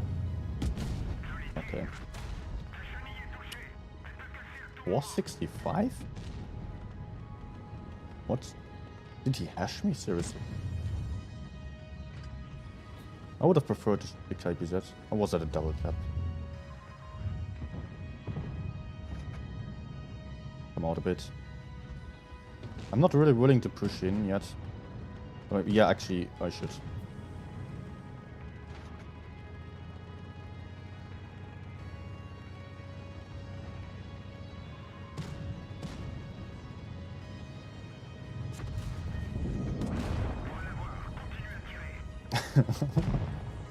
Dude got almost smacked.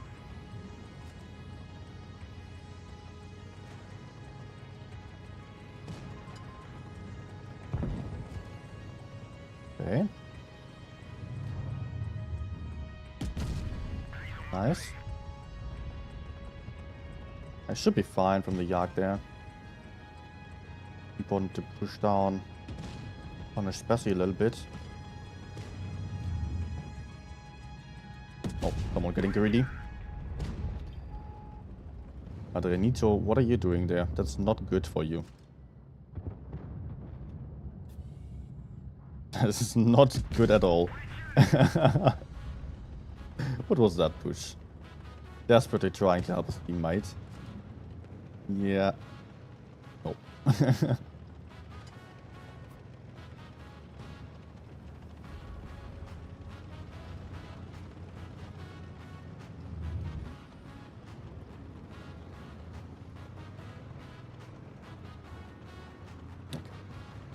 No one in the bush anymore, let's go.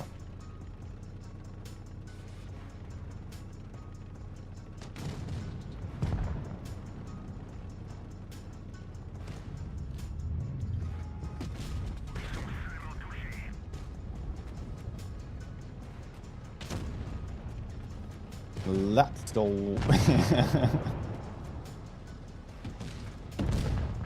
And mine as well, nice.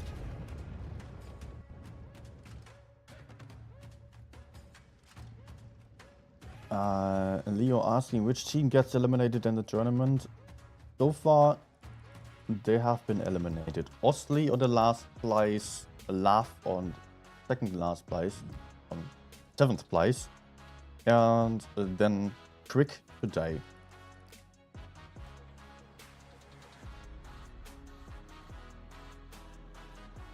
Was Spessy. Another Yanito didn't have a good time yet.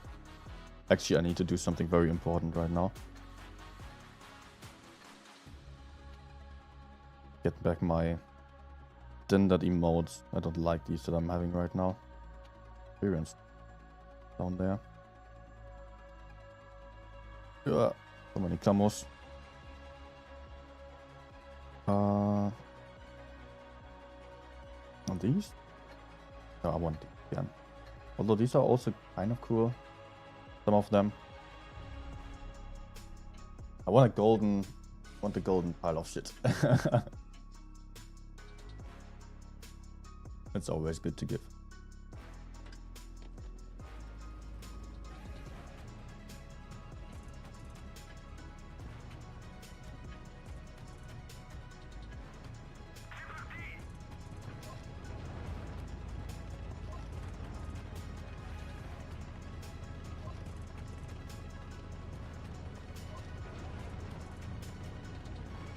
Not sure what the team is doing, so I'm...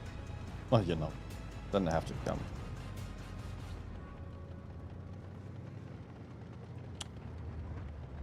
Man, team can really not decide.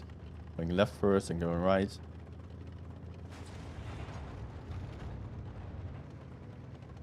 Let's wait and see if there are any spots still.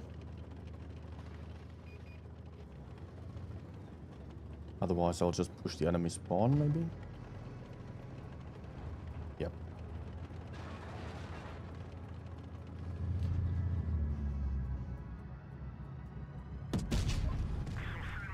Nice.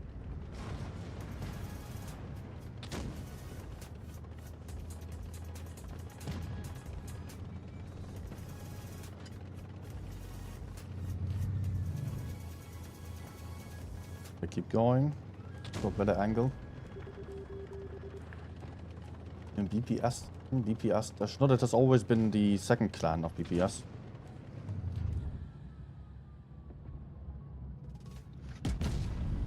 They have been playing in that tournament team as well. There has been a team for that.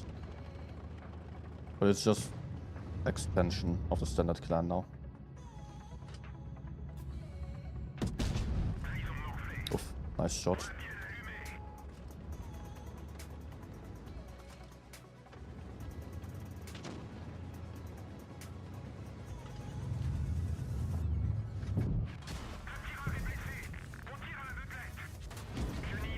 Wait, I'm spotted. Ow! Oh, no track repair. Ah! Oof. But somehow they all bounced me. Okay.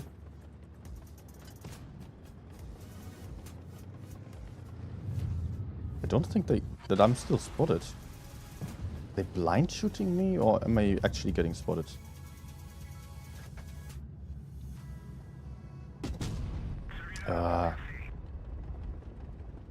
I am still spotted. Okay. Maybe I can go for the right side here and remain unspotted. Not having any sight on the enemies then. Maybe I will just help on the other side, because we are not making any progress here. The VKs are hiding nicely, they are covered by the FE4-5, they're digging in there. We can probably just kill the E5 and leave the VKs.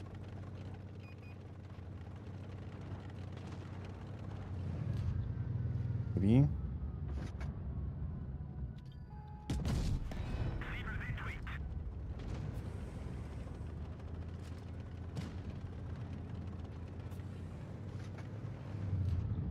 Unnecessary to go for tungsten rounds here. Kind of a waste, but never mind.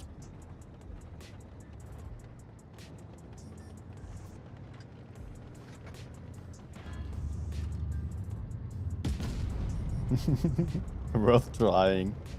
Damn it, my Yanji on the VKs.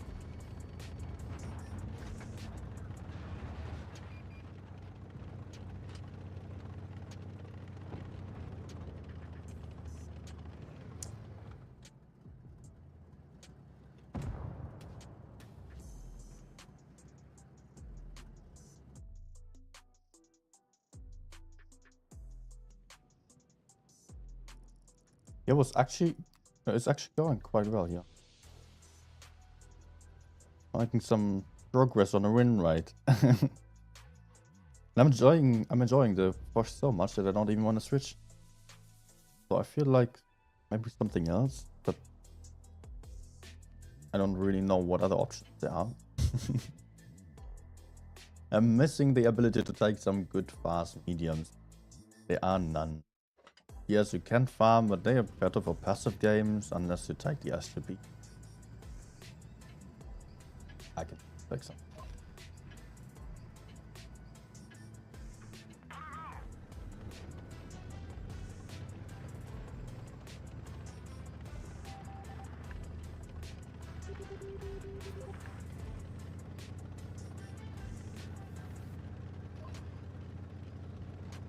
I will re-aim here at start, then forward to C, depending on the spots. The problem with the 2D is usually that you cannot just quickly relocate if you're getting pushed.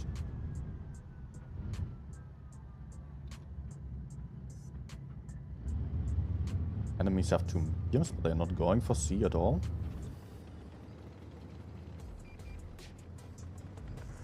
Check the middle lane, I'm sure there is something already.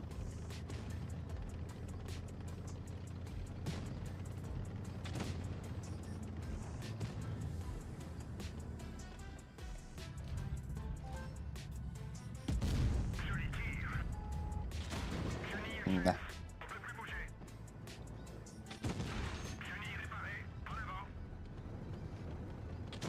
Nope. I'm out of here.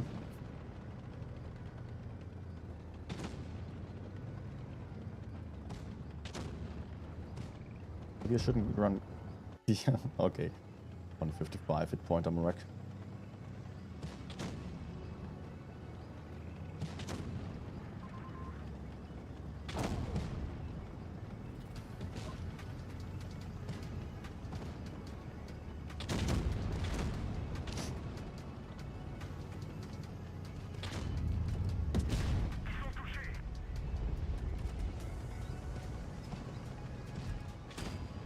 Nice. That's again. Oh, he was not even paying attention.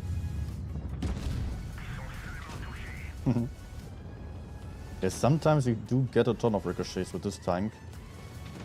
Other times you're just getting penetrated on every shot.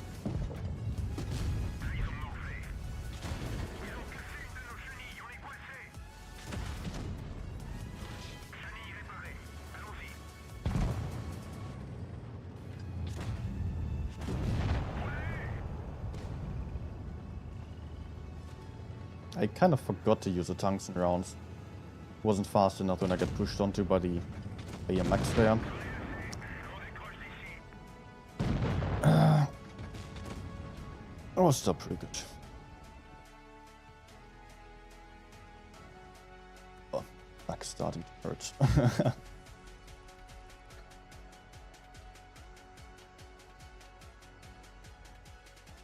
Maybe some metal. Ah, let's go for 140.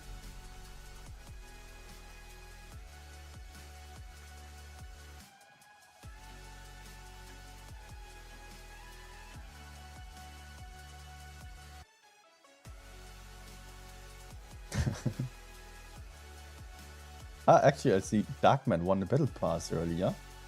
Nice. Rage and Mr. Chow both won at least a second time already on the giveaways. For quite a few people, I don't even have to ask them for the name anymore. I already know they sent them at least once.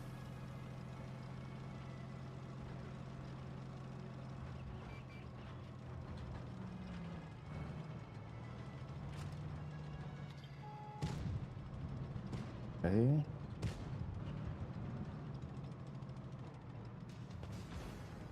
Cannot really fight the mediums if they are that passive. On the other hand, I can go in and kill the KPZ. But now the E50M is going for the perfect position to counter that. Will do so.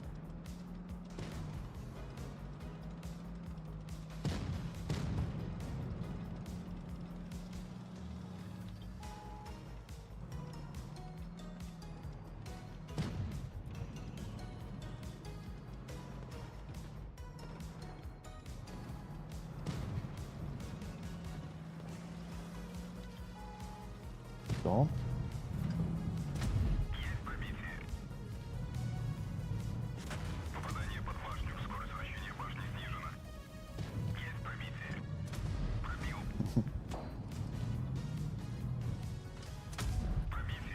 This move is so OP. When you get here, enemies have no chance anymore. They have 0 chance of holding there. Can be.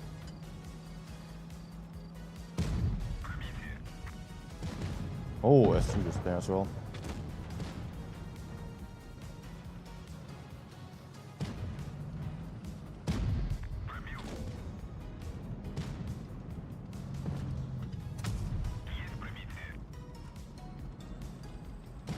That's fine. Nice.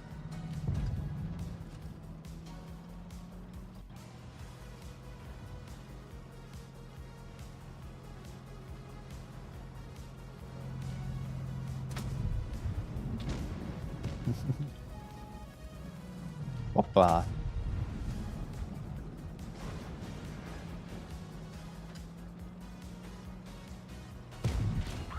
And he bounces again.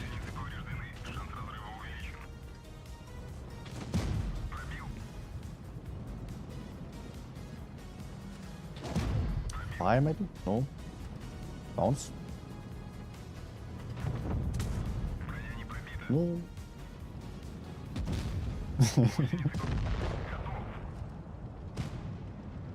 Well, okay. And I can farm this guy a bit still.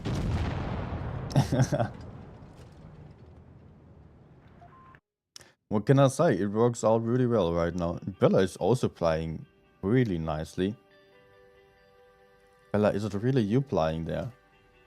I don't know if it's still listening. You don't play like someone who had a long break.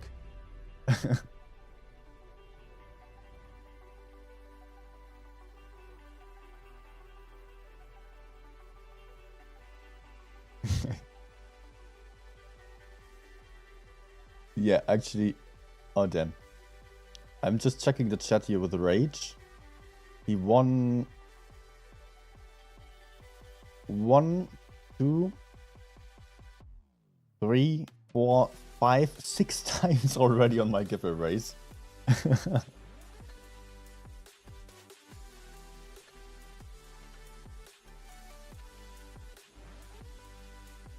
Ah, that was the last one already.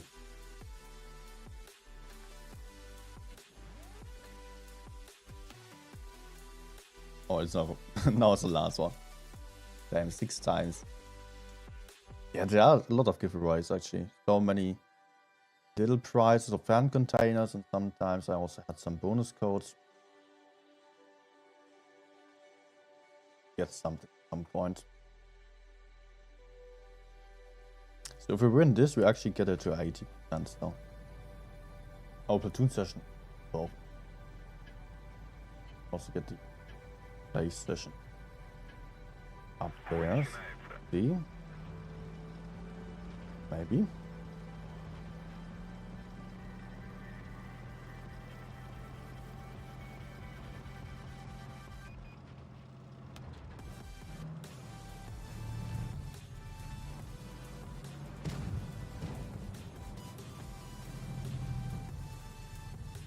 That you don't get a track shot in like this.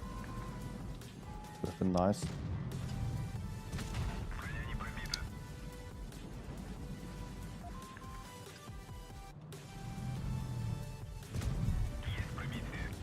Uh-oh. Okay, let's go.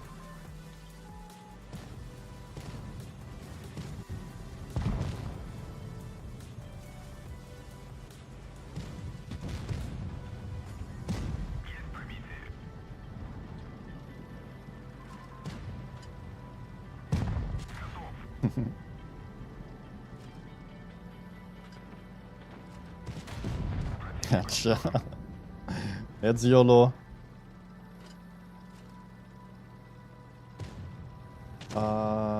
Do we still have to re-roll it to any extent? I don't really know.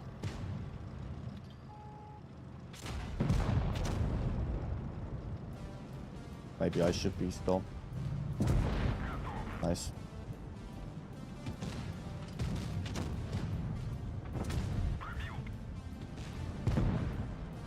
What a trick game. 1 minute 42 seconds. Nice.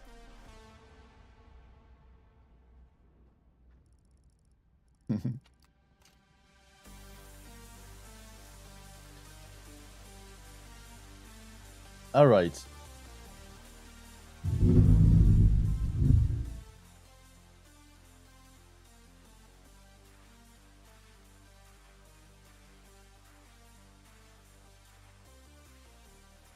That's it for tonight.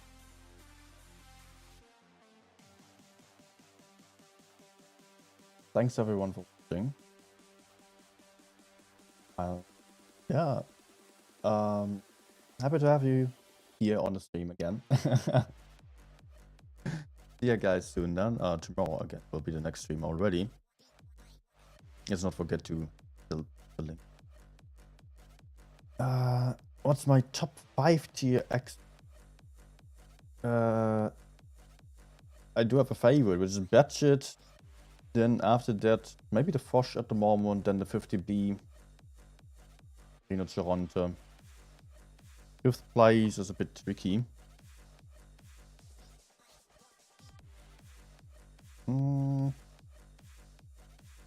What's the 5th most played tank for me? I really don't know. I switch around a lot.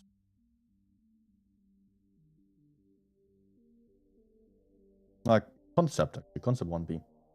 Not to mistake for tanks that are just the best ones. Just not my favorites.